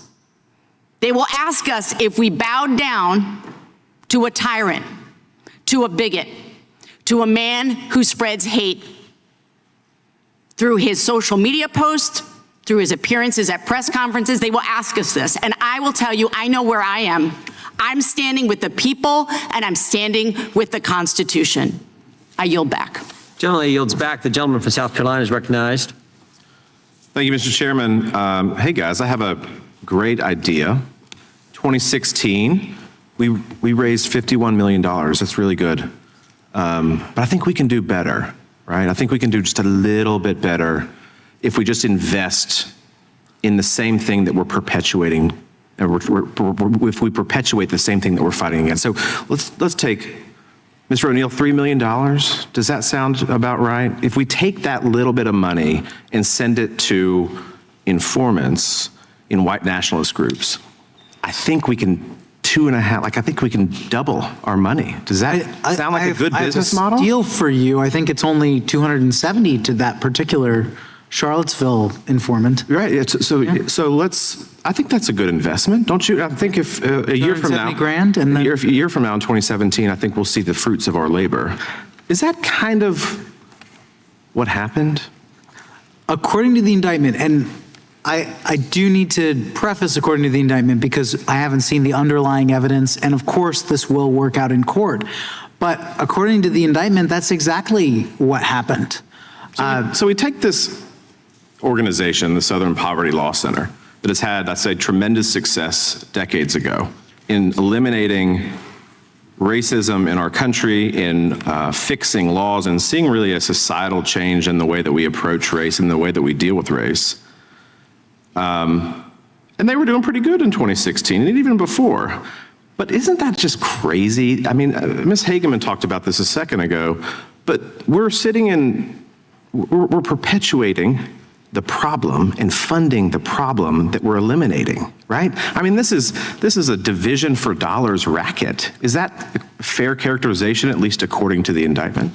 Well, and that's why I wrote this book in 2020, years before the indictment, because I saw it when they put good people like Tony Perkins' organization, Family Research Council, on the hate map. I've been screaming from the rooftops about this for years. So when the indictment comes out, I say, yeah, that makes a lot of sense to me.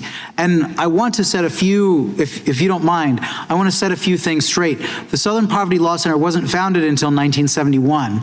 A lot of people in this room have been saying that it's a civil rights organization started in the middle of the civil rights movement. It was started toward the end of it. They were almost ambulance chasing. I mean, and forgive me on this, but when they sued the Klan, their own lawyers said that suing the Klan was like shooting fish in a barrel.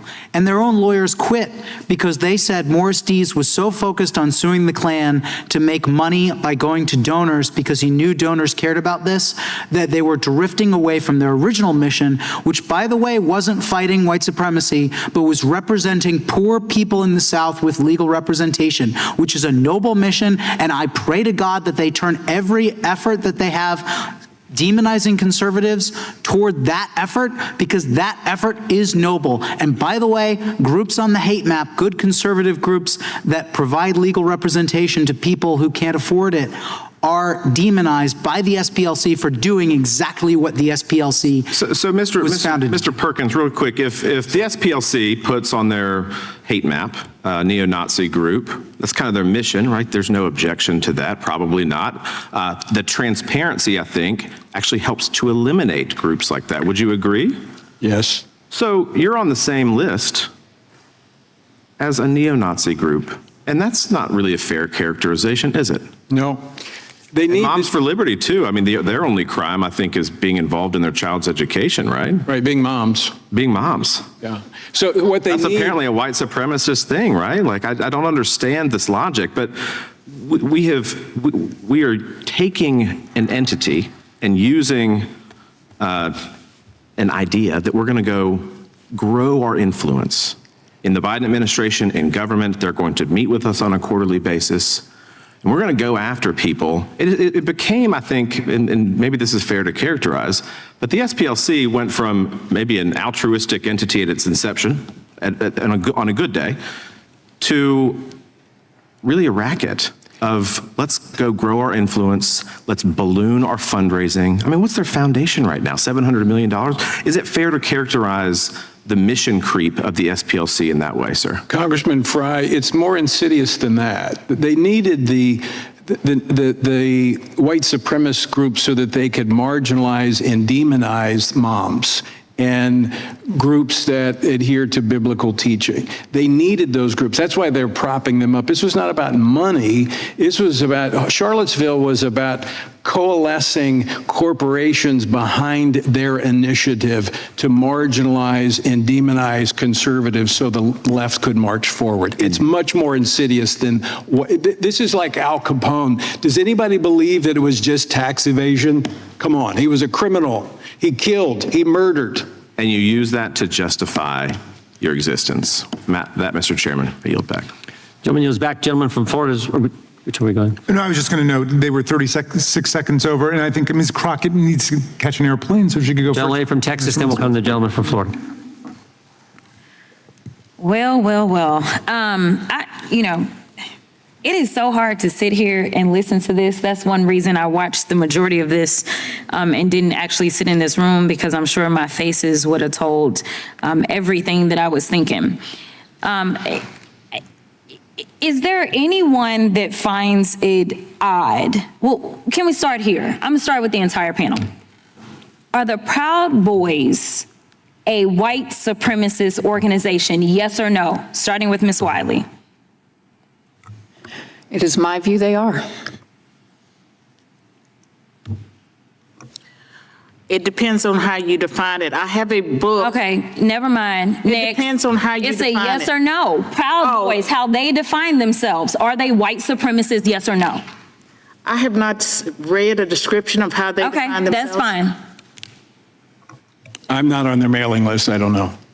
So are you only on the mailing list of, I'm not like the SPLC, I don't fund organizations that I'm. oh, it just seemed like you were saying because you haven't received their mail, you only receive the mail of white supremacists. But go ahead, last witness. No, they're not white supremacists. And you know what? I do believe that y'all believe that. Let's try another one. Neo-Nazis, Miss Wiley. Well, yes. What? Nazis is in their name. Neo-Nazis, Dr. Swain. Is the question still about the Proud Boys, or is it about the?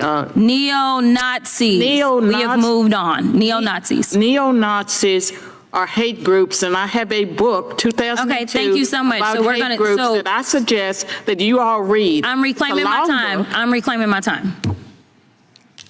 Neo-Nazis. Are they white supremacists? Neo-Nazis, are they white supremacists? Yes or no? What's that? Yes or no? They're certainly anti-Semitic, which I would join with any member of the Democratic Party. Mr. Nadler earlier was talking about standing up for the Okay, Jewish. reclaiming my time. Be happy to Next. do that. Yes, they're white supremacists. Woo, thank God. Jesus they are. Christ, I didn't think we were going to get there. Oh my gosh, let me be clear. Proud Boys are freaking white supremacists. Neo-Nazis are too. And this president, who loves to coddle white supremacists, has decided that they should be given checks. The reasons that I pointed to those particular organizations is because you can go and read, I don't know how many articles, as Dr. Swain wants people to read up. I'm going to be clear. I've read my fair share of books. I do have my fair share of degrees. It is clear that neo-Nazis as well as Proud Boys joined in on January 6th. Yet this slush fund that they keep talking about is specifically to give them money. So how dare this majority sit here and try to lecture this organization about money? Now, we're not talking about tax-paying dollars as we are in that slush fund. But you're telling me that $2 billion in the same country that I'm sure some of y'all would struggle with whether or not the enslavement of black people was good or bad. I'm not even gonna go there and ask y'all the question because y'all struggle with defining that these people were white supremacists. But this country still hasn't thought that reparations made sense for black folk in this country. But at the same time, they've decided that people that are in organizations that are absolutely white supremacy organizations should get our tax dollars because they decided to tear apart or attempt to tear apart our democracy. They are being rewarded. These are people that went through our criminal justice system. When people on that side of the aisle claim that they love law and order, they went through it. They either entered pleas of guilty or they were found guilty. And this president, on day one, his priority was not around racism. It was around doing things like letting them go and now putting money in their pockets. We haven't had one hearing on white supremacy. Yet when we look at things like the killing of Ahmaud Arbery, George Floyd, Breonna Taylor, the 9 worshipers who were murdered at the Mother Emanuel AME Church, the 23 people murdered in 2019 during the shooting at Walmart in El Paso, the 10 people murdered during the 2022 shooting at a grocery store in Buffalo, New York, all of these were murdered by white supremacists who are empowered by the Republican Party's racist rhetoric and policies. This is the same party that wants to drag us back to the Jim Crow era. Some say that there aren't poll taxes, and I guess it's because they're not listing the amount of money. But when you tell somebody that they've got to go and pay for something, say, like a passport that costs over $100 in order to be able to vote, that looks like a poll tax to me. Some of y'all need to read up on your history books, the very same ones that the Republicans Republicans have decided that people should not hear about because you don't want real history taught in our schools because you're afraid that it's going to hurt people's feelings to know that their ancestors were so savage that they would enslave black folk. You don't want them to understand why the 14th Amendment mattered then and it matters today. You don't want them to understand that when they draw these racist lines and tell black folk that they shouldn't have representation in this country, that it is against the Constitution. You want them to be ignorant so that they can sit up here and be your token The time of the gentle lady for your has mission. expired. Well, you can't yield because you've done run out of time. But it looks like the ranking member wants to make a unanimous consent request. Mr. Chairman, thank you. Walmart gunman attacked El Paso because that's what his president was telling him his defense attorney says. I'd like to introduce that for the record. Without objection. Democrats have talked about a slush fund. I would just point out, was it a slush fund when Peter Strzok got $1.2 million from the Garland Justice Department? Was it a slush fund when Lisa Page got $800,000? You know, Peter Strzok's the guy that said, I'm in the Northern Virginia Walmart. I can smell the Trump supporters. And the Biden Justice Department gave him $1.2 million. Gentleman from North Carolina is recognized. Thank you, Mr. Chairman. Ms. Wiley, I want to talk to you about the Charles Morrell case that you mentioned earlier. You said it happened where? Boston, In Boston? Massachusetts. Yes, sir. And he was attacked by whom? The Patriot Front. The Patriot Front. The SPLC did not give the Patriot Front any money, is that correct? I don't know. You don't know? No. And how was he attacked? And pardon me, I'm just not familiar with this case. The Patriot Front was, had a march that they were engaged in without a permit, and he was attacked on the street. Was he killed or just assaulted or?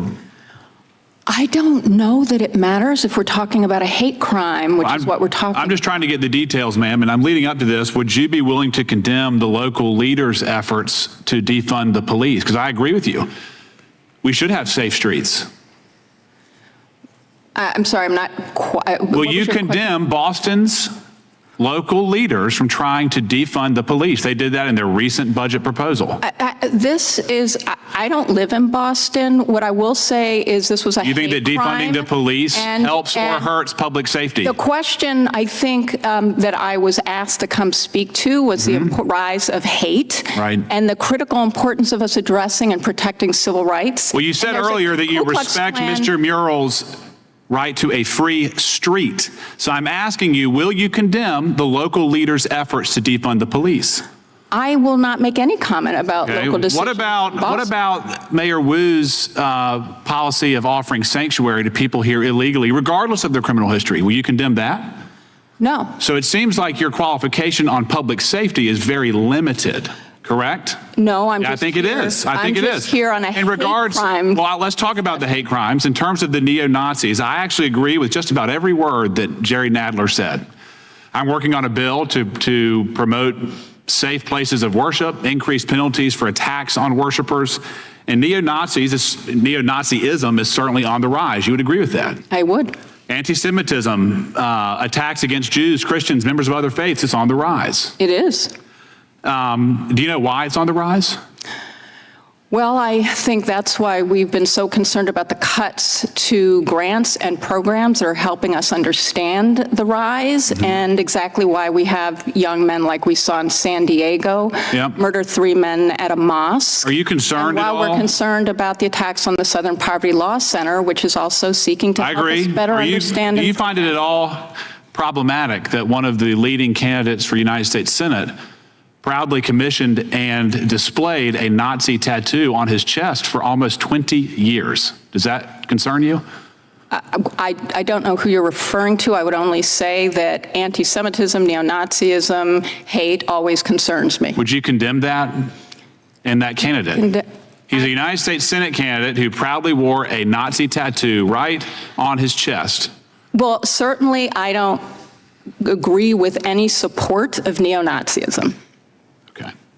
Now, I'm detecting a little bit of, it seems like, viewpoint and partisan bias from the SPLC.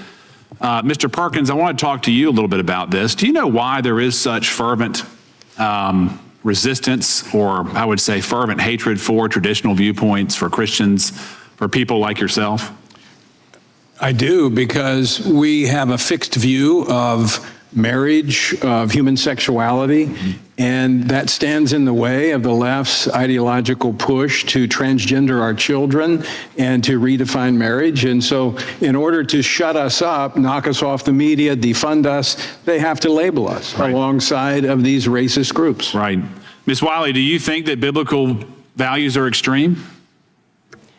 I don't even understand the question, sir. I'm sorry. Very simple. Do you believe that biblical values are extreme? I believe that people have the right to have their beliefs, including their interpretations of religion, whatever their religion is. Is Mr. Perkins' belief in traditional biblical values what brought him to the forefront of the SPLC's hate group map? I can't speak for the SPLC's You are decision. today. I am here to speak about hate and bias, and Do you what I think am here that to say belief in biblical is values promotes hate and bias? that is way too broad a question Well, to I'm answer. asking What I'm very clear on is that we have a constitution that protects First Amendment rights, including freedom of religion. We support that as a civil rights community that includes almost every faith and an interfaith alliance. Well, I know. Let me just stop you there. I know Dr. Swain well. She's a scholar. She's independent. She's very well thought out. Why was she listed as someone to be concerned about? I'm here because we're talking about hate. I do not engage in the Is she a hateful person? I don't know her. You're on behalf of the SPLC. I'm on behalf of civil rights, the Leadership Conference. Is she anti-civil rights? I don't know her. Well, I'm over my time, Mr. Chairman. Mr. Chairman, could we just clarify Ms. Wiley's organizational identification? I think there's some confusion here. Yeah. I am the president and CEO of the Leadership Conference on Civil and Human Rights, which is the nation's oldest and largest civil rights coalition of almost 250 national organizations. Gentleman from Florida is recognized. Thank you, Mr. Chairman. I want to go back really quick to the questioning by Ms. Crockett, just because I thought it was actually an easy line of questioning, and I want to give everyone an opportunity just to clarify. Ms. Swan, the neo-Nazis are a supremacist group, right? I know you talked about your book, but neo-Nazis are a supremacist group. May I define a white supremacist? Because I did a Cambridge University Press book, and when I did my research, I know, but Ms. Swan, I got to be honest, you're doing what the university professors did with Elise Stefanik. No, I'm talking about, well, what's the definition of this and what's No, it? I'm giving you a definition No, but because you all don't have one. No, the neo-Nazis are a supremacist group. They believe they're supreme, right? That's why they wanted to put people in camps that they believed were not pure. Neo-Nazis are a supremacist group, right? I mean, this is not a trick question, Ms. Swan. I'm not trying to trip you up in the fact that you're... I would like to define a white supremacist, and when I did my research, it was white people who believed that because of their race, they were superior to other groups. But the left redefined white supremacists so that it could include any white person in this room, Ms. Swan, hold on. That's a wonderful speech and a filibuster. No, it's true. Are neo-Nazis supremacists? It depends on which ones. They're individuals. No, I didn't ask you which ones. Some of them are plain old anti... Ms. Swan, listen, I'm not reading your book if you literally can't answer this question. Are neo-Nazis supremacists? They're individuals. Some are, and some may be just plain old anti-Semites. No, neo-Nazis are anti-Semites, okay? We're going to agree there. Right, okay. But they're also supremacists, Ms. Swan. Okay, if you agree. No. You don't have to take my word for it. Right, like they are. That's the whole reason they exist. But you all don't believe they are supreme. You all don't seem to understand that a white. Who's they all? I'm not a neo-Nazi. Who's they all? I'm a regular person asking another regular person if we can agree that neo-Nazis are supremacists. I will agree with you. Okay, I don't want you to be forced into it. I would agree with you, but I suggest you all take the time and read my Cambridge University Press book. Listen, that was nominated Ms. for a Pulitzer Prize. Listen, Dr. Swan, I can promise you, there's no freaking way I'm buying your book. When it took 2 minutes for you to look at me and had to convince you that neo-Nazis, listen. Because I don't like the talking points. The leftist. This is not a talking point. This is 100 years of history. Watch this. I'm going to show you how easy it is. Mr. Perkins, are neo-Nazis supremacists? They are supremacists. Thank you, sir. Mr. O'Neill. Yes. Okay. Dr. Swain, that wasn't a trick question for them. I wasn't trying to trip them up. I wasn't using DNC talking points. This is part of the problem. And I didn't even want to do this, quite frankly, because I'm not interested in making this stuff political, right? I got Democratic candidates in Texas coming out yesterday and saying that Jews belong in concentration camps again. Okay? It's terrible. Like we're in real bad times. I agree. And so if we put these hateful conversations in our political box and we do the whataboutism, this is just going to continue to spread hate. I agree with 100%. We agree. Right. And that's why we got to be able to at least agree to a simple set of facts that neo-Nazis are supremacists. Right? Okay. We've moved on. We've moved on. You're there. But you all use white supremacists as a broad statement. I didn't say anything other than they're supremacists. Okay. And they are. I apologize to you, sir. Okay. No, you don't have to apologize to me. I just want you to understand, like, if we can't agree on a simple set of facts, then we can't solve real problems. So, Mr. Chairman, this obviously was a specific topic that you had scheduled a couple weeks ago and invited these witnesses in. But I got to be honest, like the last week, the amount of anti-Semitic messages, voicemails, text messages I have gotten, stuff on my social media, an assassination plot, a couple months ago, someone serving 25 years in jail, and now watching someone running for office trying to join the greatest deliberative body ever created on this planet, who thinks the way forward for America is to look at 1940s Germany. Okay, my grandmother was part of the Kindertransport out of Germany. Her parents died at Auschwitz. My kids are not going to an internment camp, I can assure you. And it's becoming so normalized. It is, we've gone from, there's Americans who donate to elected officials, that are AIPAC, and then it's, okay, Netanyahu, and then it's, okay, maybe we shouldn't support foreign money, and then, okay, now we're going to call these people Zionists, and now we're at concentration camps. By the way, we got the concentration camps much faster than I thought we would get, but here we are. And it's real scary. People are scared. People don't want to show their Jewish stars anymore. They're moving into neighborhoods just to be around other Jews because they're concerned. And one of my Republican colleagues, and I know I'm over, Mr. Chairman, I'm going to wrap it up. One of my Republican colleagues asked, do we know why it's spreading? Hate, all sorts of hate, not just anti-Semitism. This is why it's spreading. It's all here. It's really here. Go poll young kids versus seniors. It's a dramatic difference in the amount of hate young kids have versus seniors. This is the difference. You're seeing it in voting patterns. You're seeing it in belief systems. We've let foreign governments and bots just totally weaponize this. No countries can beat us militarily. We're stronger than everyone combined. But they are gotten us fighting amongst ourselves, dividing us at each other's throats. So if you ask me why things are so bad, I mean, just spend a couple minutes. Go to my Twitter. Go look at some happy things, like a happy Veterans Day or happy Memorial Day that I posted. And look at the hate I get. It is out of control. So, Mr. Chairman, I appreciate you doing this hearing in general, but real hate, is spreading in this country in ways that my grandparents, they're gone. But I can't imagine if they were alive to see what was going on here.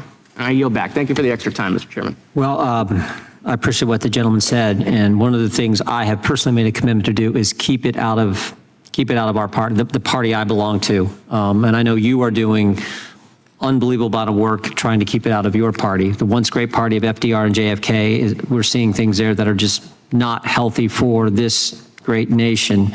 And I'm committed to doing everything I can to make sure it doesn't get involved in the Republican Party. And I appreciate your words because it is scary, very scary. The gentleman from Missouri is recognized. Thank you, Mr. Chairman. Yes, Mr. Chairman, I have to say I agree with a lot of what my colleague, Mr. Moskowitz, just said. And I think it is a lot of the hatred and division is driven by social media, by this. especially since COVID, and I believe our foreign adversaries in many times are intervening, and I believe the algorithms are driving our young people particularly into more and more extreme views, and that's sowing social division, and that is not good for anyone other than our foreign adversaries. But Mr. Chairman, thank you for holding this committee. It is truly astounding to me the lengths to which the Southern Poverty Law Center has gone to preserve its relevance. And I think it's telling that at this, our second hearing about the Southern Poverty Law Center, my Democrat colleagues have not called someone from SPLC to defend themselves.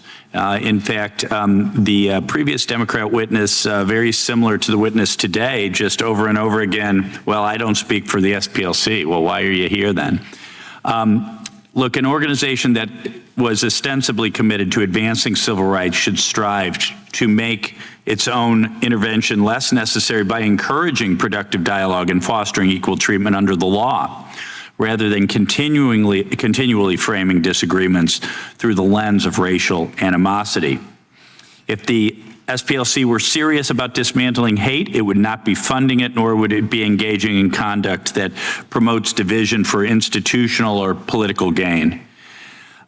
Mr. O'Neill, is it a common practice? You've written a lot about nonprofit organizations or NGOs. Is it a common practice for NGOs to channel money through intermediaries, entities in ways that obscure the ultimate recipient or purpose of those funds? Yes, to some degree. There is dark money funding through, and this happens on both the right and the left. Sure. You have groups like 1630 Fund and the Tides Foundation that seem set up to hide which donors are funding which projects. Okay. And are there legal or ethical issues with this, I don't know, money laundering, if you will? That's a complicated question. Yeah. It is not money laundering. Yes. There is a very important First Amendment right established and upheld through NAACP v. Alabama and most recently AFP v. Bonta that Americans have the right to give to causes they believe in. Yeah. That said, there are questions about this cloaking of dark money. What is not covered in this is lying to a bank by saying you established an account for one purpose and then using it for another. Yes. Okay. Does the SPLC reveal what the criteria or metrics are to determine which organizations or individuals are included in their hate map? They claim to, yes. They have because when very weaselly language. They say when a group vilifies other people, typically by their immutable characteristics, but they use the word typically because they have anti-immigrant hate groups. Yes. And so your immigration status is not an immutable character. So FAIR, Center for Immigration Studies, correct. I've studied their work quite a bit, and all I see is desire to enforce federal immigration law, but somehow that makes you a hate group. Well, let's go to someone right here, Dr. Swain. Are you an apologist for white supremacists? I don't think so. I try to stand up for all Americans. I believe in the Civil Rights Act and the Equal Protection Clause of the 14th Amendment. It applies to all races, and in America, we should not be discriminating for or against any group. So you have a dream that someday your young children would be judged not by the color of their skin, but by the quality of their character? Yes. I don't know. I think if someone says something like that, they would be labeled a hate group by the SPLC, maybe. Probably. I think you said it very, very well, Dr. Swain, that rather than monitoring hate groups, the Southern Poverty Law Center has become one. And that was 2009. And I had been a Democrat all of my life. And so, well, at that time, I was about ready to make a transition, but So that was 2009. Yes. In the last 17 years, has anything changed your mind about SPLC? I was ahead of my time. Thank you. Thank you, Mr. Chairman. I yield back. Yields back, gentleman from New York. Oh, okay, sure. We'll go to the gentleman from Wisconsin. Thank you, Chairman. Mr. O'Neill, I wanted to talk a little bit about this, the hate map concept, but isn't it true Southern Poverty Law Center began as a public interest law firm? Correct. Yeah. And it actually, as a member of the state legislature, we had some issues in which Southern Poverty Law Center had weighed in on. So I was familiar with the group before this latest set of issues made us kind of more aware of what's going on internally. But when did the organization start to kind of stray from that original mission or that original course? So it's straight from that course in at least two ways and two time periods. The first was in the 1980s when the lawyers all quit because they said that Morris Dees took the organization in a direction of fighting the Klan instead of representing poor people in the South. And then the more recent time was really starting in the late 1990s, but ramping up by 1,000% in 2010 when they had their hate map and they started going after conservative organizations. So let's talk about the hate map. So first of all, can you explain the hate map? Yes, this is a map. The SPLC is best known for suing Klan groups into bankruptcy.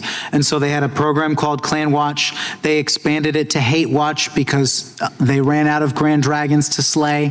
And not to say that white supremacy doesn't exist anymore in America. There are some isolated groups, but by and large, not enough to justify the sort of money that the SPLC gets. And they have this map that's supposed to, and in their words, they say it reveals the infrastructure upholding white supremacy in America today. And this map now includes social conservative organizations like the Family Research Council, Moms for Liberty. It includes now Turning Point USA, PragerU. It includes Alliance Defending Freedom. It includes the Center for Immigration Studies, the Federation for American Immigration. I mean, I could just go down the list. And it also includes a group of LGBT people who oppose sexualized lessons for children in schools. So they call that group an anti-LGBTQ hate group. So is it too far to say there's no left-wing groups on the hate map? There are a few left-leaning groups on the hate map, but nowhere near, like, the overall bias is very clear against the right. They don't have Antifa. They don't have Jane's Revenge. They do have the new Black Panther Party, I believe, which they always reference when they're asked this question. But by and large, the hate map is solely, well, not solely, but by and large targeted on conservative organizations. Very good, thank you. Mr. Perkins, do you think the Southern Poverty Law Center is intentionally trying to draw a distinction between you and these kind of legitimate hate groups? Do you think they're trying to maybe They're trying to conflate them? Yeah. They use those organizations to marginalize and demean legitimate conservative Christian organizations. Do you think they're purposely diverting money from your organization and reducing your operations, or do you think that's a target? That was a part of their broader conspiracy with financial platforms and banks to debank us and other organizations to keep us from being able to get funds from donor-advised funds. Yes, so they're trying to bankrupt conservative groups. Can I ask you further, did they have any success in that adventure? Yes, they did. Okay. Okay. The last thing I would say is, do you have relationship with, if there is, with corporate donations? Is there any linkage between kind of what they were doing to suppress further corporate donations to their organization or to you? Either way. I think most of the work was with corporations that had platforms or financial corporations that, like PayPal, that would facilitate funding to conservative groups.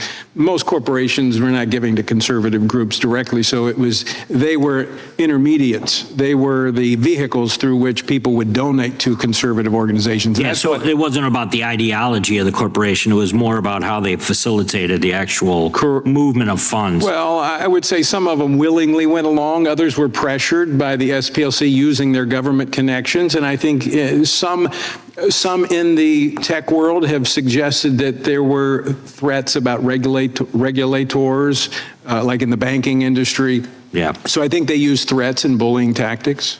Thank you very much. Chairman, I yield back. Gentleman yields back. The gentleman from Pennsylvania is recognized. Yes, I seek unanimous consent to introduce an article from May 8th, 2026, from The Intercept, which is entitled "Big Finance Might Be Dooming the SPLC Even Before Its Day in Court," describing how some of these larger financial institutions have been blocking donor-advised fund donations to the SPLC. To object. Thank you. Gentleman from New York is recognized. Thank you, Mr. Chairman. So the hate map, you don't like it. I get it. But the SPLC is not a government organization, and we have the First Amendment. So they're free to put what they want, and you, all of you, are free to speak out against it and to explain why they're wrong. But as I think of my Republican colleagues, we believe in the First Amendment, except, I guess, when it's critical of far-right groups or conservative groups who support these Republicans. But you are not free to use the government to criminally indict an organization based on a completely bogus charge. And I want to dig into this indictment. On April 21st, hours after Acting Attorney General Todd Blanche and the FBI Director Kash Patel announced this indictment, Mr. Blanche went on Fox and said this. No information that we have that suggests that the money that they were paying to these informants and these members of these organizations, they then turned around and shared what they learned with law enforcement. To the contrary, or else we would have known from their own words that they had given this money to these guys, and we didn't know it. So they had no idea that the SPLC was using informants and providing information to the government. 5 days later, Mr. Blanche was forced to acknowledge that that was a false statement. In fact, it was in a document filed by the Department of Justice where he said it is true, he went on TV and said it is true that over the years they have selectively shared information with law enforcement. That's well documented and no dispute, but they aren't charged with any of that conduct. What the hell does that mean, they aren't charged with any of that conduct? The entire premise of this fraud scheme is that SPLC was actually using the money given by the donors to support the hate groups, not to dismantle them as they represented. So any knowledge by the government that the SPLC shared information with them to dismantle these groups completely undermines and defeats the fraud claim. But there's plenty of evidence that the FBI knew that the information provided to them by the SPLC to help the FBI dismantle these groups came from informants. In fact, 2 weeks before the indictment, the SPLC presented the U.S. Attorney's Office with evidence that showed that they had been sharing information from informants with the FBI dating back to 2018. And even Blanche's statement that none of the information shared with the FBI was charged in the indictment is false. It doesn't matter because that's not what the fraud claim is, but it is false because the Charlottesville Unite the Right movement is specifically mentioned in the indictment. But the indictment does not mention the 45-page report that the SPLC sent to multiple FBI offices before the Unite the Right event that included information from their informants. Now, we've established that. Now we know this fraud claim is completely bogus, but it gets worse because it's not even part of the allegations. In paragraph 19 of the indictment, it explains the fraud scheme. It says that the SPLC represented to the victim donors that their money would be used to help dismantle violent extremist groups, but that they did not tell those donors exactly how they would do that. So it actually charges fraud by omission, not misrepresentation. But in order to have fraud by omission, you must prove that the omission was material to the victims such that they would have acted differently if they had known about it. but there isn't a single allegation in the indictment that any donor would not have donated if they knew about the payments to informants. In fact, everything we know is the opposite. Ms. Wiley has pointed out repeatedly about how donors are trying to continue to give. And that Intercept article that Ranking Member Raskin introduced cites 20 donors who now say that they either knew about the paid informants or they would have made their donations anyway.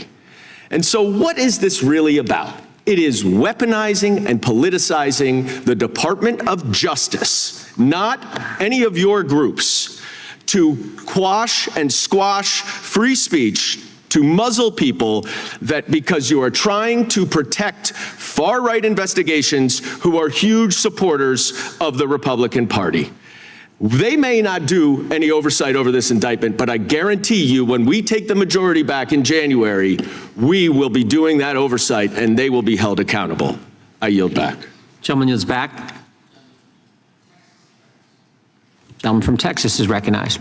Thank you, Mr. Chairman. Thanks for holding this hearing, and thank you to the witnesses for taking the time to be here and testify before us. We certainly really appreciate that and appreciate your expertise. Ms. Wiley, I have a couple questions for you. Do you still believe in defunding the police? I believe in public safety, and that means driving dollars to where we're most likely to prevent crimes from happening and ensure that we have responsive law enforcement that doesn't violate people's rights and it prevents crime. Does that mean driving dollars away from law enforcement? It means making sure we're driving dollars to the things that support public safety, and that's a variety of things. So possibly away from law enforcement. Well, I think we have law enforcement. We have talked about the need for law enforcement, particularly when we're fighting hate and bias crimes, which I agree. We more than doubled in this country since 2015. Law enforcement is very important. During your mayoral race a few years ago, you said, quote, "I'm going to take $1 billion from New York City Police Department." Do you still think that's a good idea? Well, I'm here to talk about hate crimes, not my run for city. I stand by my run for mayor, and I appreciate the opportunity to try to drive dollars to public safety. You have to cut the police budget and change what we mean by policing. Do you still stand by that statement as well? I stand by the need to invest in community safety, to ensure that we have a vibrant civil rights community that is able to participate in keeping our community safe from hate and bias. Investing in community safety by defunding the police. I am here to say that I'm really grateful we have the Southern Poverty Law Center because it is doing work, including with law enforcement, you think defunding the police makes our community safer? Hate and bias crimes. I've got another question for you. What is a black job? You'd have to ask Donald Trump. I'm not sure what that means. I'm referring to a statement that you made a year ago on your LinkedIn. I was so honored and proud to be a New York State delegate for our next president with Vice President Kamala Harris ascending to her black job. Donald Trump made a comment that was very stereotypical about black people, and it was a joke about his stereotypical statement about black people. What is a black job? You'll have to ask Donald Trump. I have to ask. Well, Donald Trump's not on the witness stand. So well, I'm here to talk about hate crime, which I hope you want to talk about as well. If the gentleman will yield, I can clarify that. No, I'd like to hear from the witness, but I appreciate it. Could Hillary Clinton have filled that black job? What you call you have to ask Donald Trump. Okay, thank you. I appreciate it. Dr. Swain, got a couple questions for you. And thank you again for being here. In your book, The New White Nationalism, which is excellent, you wrote that in 2002 there were approximately 2,000 KKK members in the entire nation. Sounds like you believe a large portion of them were paid informants. Do you think that the SPLC was involved back in 2002? Well, there was a scholar named Larry. If you can turn the mic on, please. There was a scholar named Larry Wilcox that I referenced, and he did research, and he was very critical of the Southern Poverty Law Center, and he said at one point that there were more paid informants than actually KKK members. And I would concede that the Southern Poverty Law Center was very successful as far as bankrupting the neo-Nazis and the KKK. So I would concede that, but I will also argue that as early as 2009, when I wrote the article that triggered the Southern Poverty Law Center, at that time the new Black Panther Party was patrolling the polls, I think in Philadelphia, and they were intimidating white people, and they had sticks in their hands, and the Southern Poverty Law Center had not labeled them as a hate group. And so in the blog, where I ended with, instead of monitoring hate groups, the Southern Poverty Law Center has become one. Instead of labeling or listing the new Black Panther Party, what they did, they went after Lou Dobbs, and they went after the Center for Immigration Studies and anyone who questioned liberal immigration policies. Mm-hmm. And we've got about 15, 20 seconds left.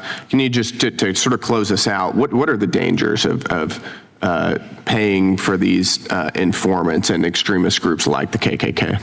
You get biased information if you're paying people for information. And one of the dangers for our society is that the Southern Poverty Law Center has pretty much become an arm of the Democratic Party. They are very partisan. They should not have that 501c3 status if they're going to take a side in, if they're going to be biased in how they monitor groups and how they destroy individuals like me. Thank you, Dr. Swain. Gentleman yields back. Gentleman from New York is recognized. Mr. Chairman, could I just do one UC? That's what I'm doing. Well, I think they both want. Okay, go ahead. So sorry. This is in direct answer to the gentleman from Texas question. New York Times, what's a black job? Trump's anti-immigration remarks are met with derision. Trump accused immigrants of stealing black jobs during Thursday's debate, prompting criticism from Democrats and other social media users. So I'm glad to see that the gentleman's on our side. Thank you very much. Gentleman from New York is recognized. I have another unanimous consent motion to enter into the record an April 17th letter from the attorneys for the SPLC 4 days before the indictment, where the organization reminded him of his obligation as a federal prosecutor to inform the grand jury of information that negates evidence of wrongdoing by SPLC, of which there is much. Without objection. Chair now recognizes gentleman from Washington. Well, thank you, Mr. Chair, and our distinguished panelists. I don't know what happened to the Southern Poverty Law Center. I know growing up in the inland Northwest in Eastern Washington, I had some fond, at least favorable memories towards the Southern Poverty Law Center when we had an Aryan Nations compound in the Coeur d'Alene area, and it resonated with me that the SPLC had played a role in getting those folks out of our communities, and it was generally viewed upon favorably. So I don't know how it went from that organization to what I think today could be accurately described is an almost militant, weaponized arm of a progressive Marxist political project here in the United States. So I guess, Mr. O'Neill, I'm sure you're familiar with the phrase "jump the shark" and Happy Days when Fonzie jumped over the shark, and certainly the show went downhill from there. Yeah. And you spoke about the quest to start to focus on raising money from SPLC, but how did this organization again go from doing some good work against real racists like the Aryan Nations to suddenly targeting people trying to exercise their First Amendment rights and care about kids like Moms for Liberty? Where is that process? Yeah, the answer to that question is long and complicated, and that's what my book was trying to do. But the main, so first, there was Morris Dees, who was a consummate fundraiser, and he decided to take the SPLC in that suing the Klan direction. And the lawyers said it was like shooting fish in a barrel. But I think the real answer to your question, the substantive answer, is that we've seen on the left this ideological drift where it used to be that they would stand for your right to disagree and speak openly, and now it is as though if you disagree with anything that the left says, you must be a vile racist hater. Like this has always been a little bit of the rhetoric, but it got supercharged after 2020, and one of the reasons why Moms for Liberty is on the hate map is because many people on the left seem to work themselves into a lather and think that America is still systemically racist, and critical race theory is so deeply, their idea of critical race theory is that white supremacy is so deeply embedded in our institutions that you have to have a fundamental revolution on a systemic basis. Otherwise, you are supporting white supremacy. And that's the main reason, I think, why the SPLC justifies calling conservatives the infrastructure upholding white supremacy. Do you think the SPLC is interested in racism being solved? I don't have expertise on that particularly. I think I wish I could say that I do believe that, but I don't know. You know, our colleague from Florida, I think, spoke very passionately, Congressman Moskowitz, about really concerning rise on anti-Semitism. And, you know, when we see these issues of hate that can manifest themselves online in the social media sphere, often with foreign actors, you know, the area that I'm really concerned about is the conspiracy theory mindset and this kind of derangement in the fever swamps of the internet that can play upon these things. And that's one of the reasons why what's happened to SPLC is so concerning, because not only does their own activities of funding these informants, so-called informants using donations to fund racism itself, but just this whole project, it certainly is laden with fervor for conspiracy theories, and we really do need some good think tank work, NGO work, and other work to focus on this issue across the board of fighting conspiracy theory. And so, you know, however it did happen, this jumping of the shark for SPLC really did, Southern Poverty Law Center, I think, really was a detriment to society as a whole. I'll just close by saying thank you to all the panelists, but for all the good work you do, Ms. Swain, Mr. Perkins, Mr. Neal, and Ms. Wiley. And with that, Mr. Chairman, I'll yield back. Gentleman yields back. I want to thank our witnesses for being here today, for their great testimony, and I want to thank those members of the audience who were here with us for the entire hearing, particularly Leo. Thank you. But we appreciate you all being here and what the committee was able to gather from your fine testimony.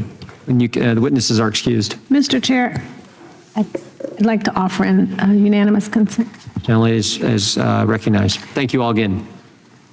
Thank you, Mr. Chair. I have two I'd like to enter into the record. The first is Gentleman is recognized. from the Center for Economic and Policy Research, January 26th, the Black Jobs Deficit cost Black Americans $87 billion in 2025 because of strong anti-Black bias in hiring. Without objection. And I would like to enter to the record, June of 24, Forbes, Black Americans respond to Trump's notion of black jobs. Without objection. Thank you, Mr. Gentlemen, the ranking member is recognized for a motion, I understand. Yes, Mr. Chairman, thank you. Pursuant to Clause 2K6 of Rule 11, I hereby move to subpoena Acting Attorney General Todd Blanche, Associate Attorney General Stanley Woodward, Treasury Secretary Scott Bessent, IRS Chief Executive Officer Frank Bisignano, Treasury Department General Counsel Brian Morrissey to testify before the committee at a hearing on Donald Trump's nearly $1.8 billion slush fund to reward insurrectionist rioters and other alleged victims of weaponization. Ranking member's made a motion. Gentleman from California is recognized. Motion on the table. Motion has been moved. There's been a motion to move and put lay the motion on the table. The motion is non-debatable. The question occurs on the motion to table. Those in favor say aye. Aye. Those opposed, no. No. From opinion of the chair, the ayes have it, and the motion is tabled. We have a recorded vote, please, Mr. Chairman. The request for a recorded vote being asked for. A recorded vote is requested. The clerk will call the roll. Mr. Jordan? Yes. Mr. Jordan votes yes. Mr. Issa? Mr. Biggs? Mr. McClintock? Mr. McClintock votes aye. Mr. Tiffany? Mr. Massey? Mr. Roy? Mr. Fitzgerald. Mr. Fitzgerald votes aye. Mr. Klein. Mr. Klein votes aye. Mr. Gooden. Mr. Gooden votes aye. Mr. Van Drew. Mr. Nels. Mr. Moore. Mr. Moore votes aye. Ms. Hageman. Ms. Hageman votes aye. Ms. Lee. Mr. Hunt. Mr. Fry. Mr. Kiley. Mr. Kiley votes no. Mr. Grothman. Mr. Grothman votes aye. Mr. Knott. Mr. Knott votes aye. Mr. Harris. Mr. Harris votes aye. Mr. Onder. Mr. Onder votes aye. Mr. Schmidt. Mr. Gill. Mr. Gill votes aye. Mr. Baumgartner. Mr. Baumgartner votes aye. Mr. Raskin. No. Mr. Raskin votes no. Mr. Nadler. Ms. Lofgren. No. Ms. Lofgren votes no. Mr. Cohen. Mr. Johnson. Mr. Johnson votes no. Mr. Liu. Mr. Liu votes no. Ms. Jayapal. Ms. Jayapal votes no. Mr. Correa. Ms. Scanlon. No. Ms. Scanlon votes no. Mr. Neguse. Mr. Neguse votes no. Ms. McBath. Ms. Ross. Ms. Ross votes no. Ms. Ballant. Ms. Ballant votes no. Mr. Garcia. Ms. Kamlager-Dove. No. Ms. Kamlager-Dove votes no. Mr. Moskowitz. Mr. Goldman. Mr. Goldman votes no. Ms. Crockett.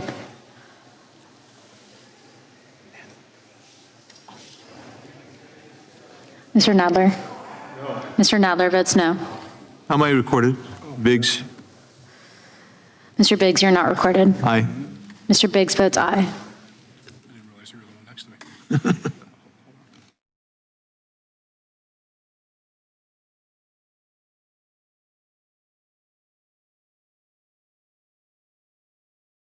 Ms. McBath?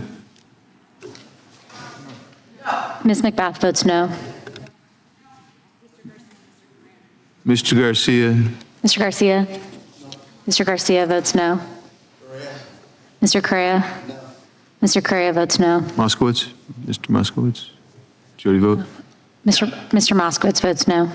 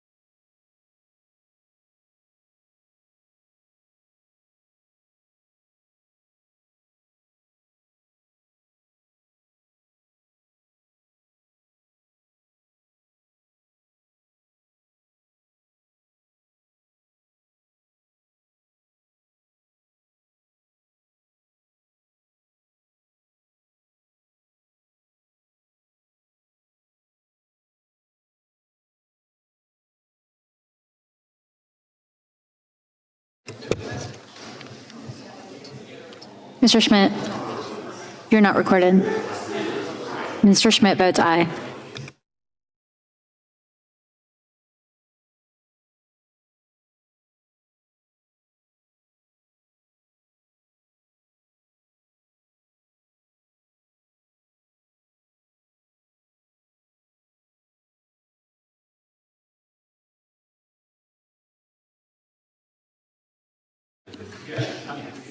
Mr. Issa?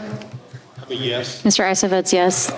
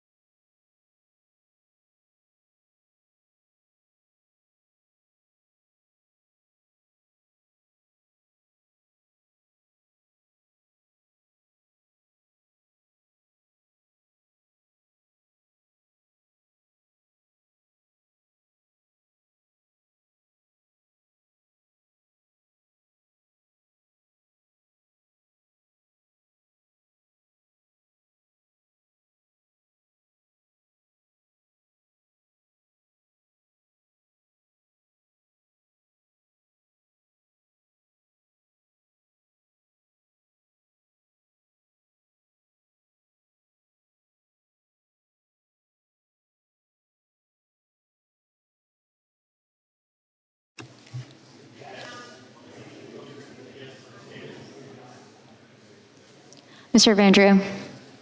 Yes. Mr. Vandrew votes yes.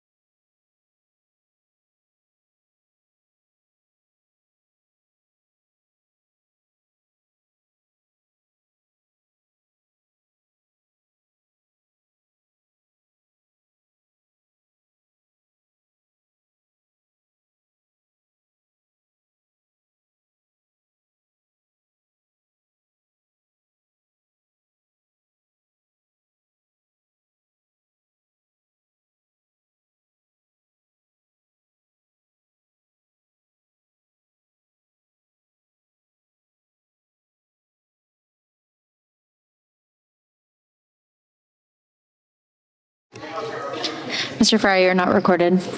Mr. Fry votes aye.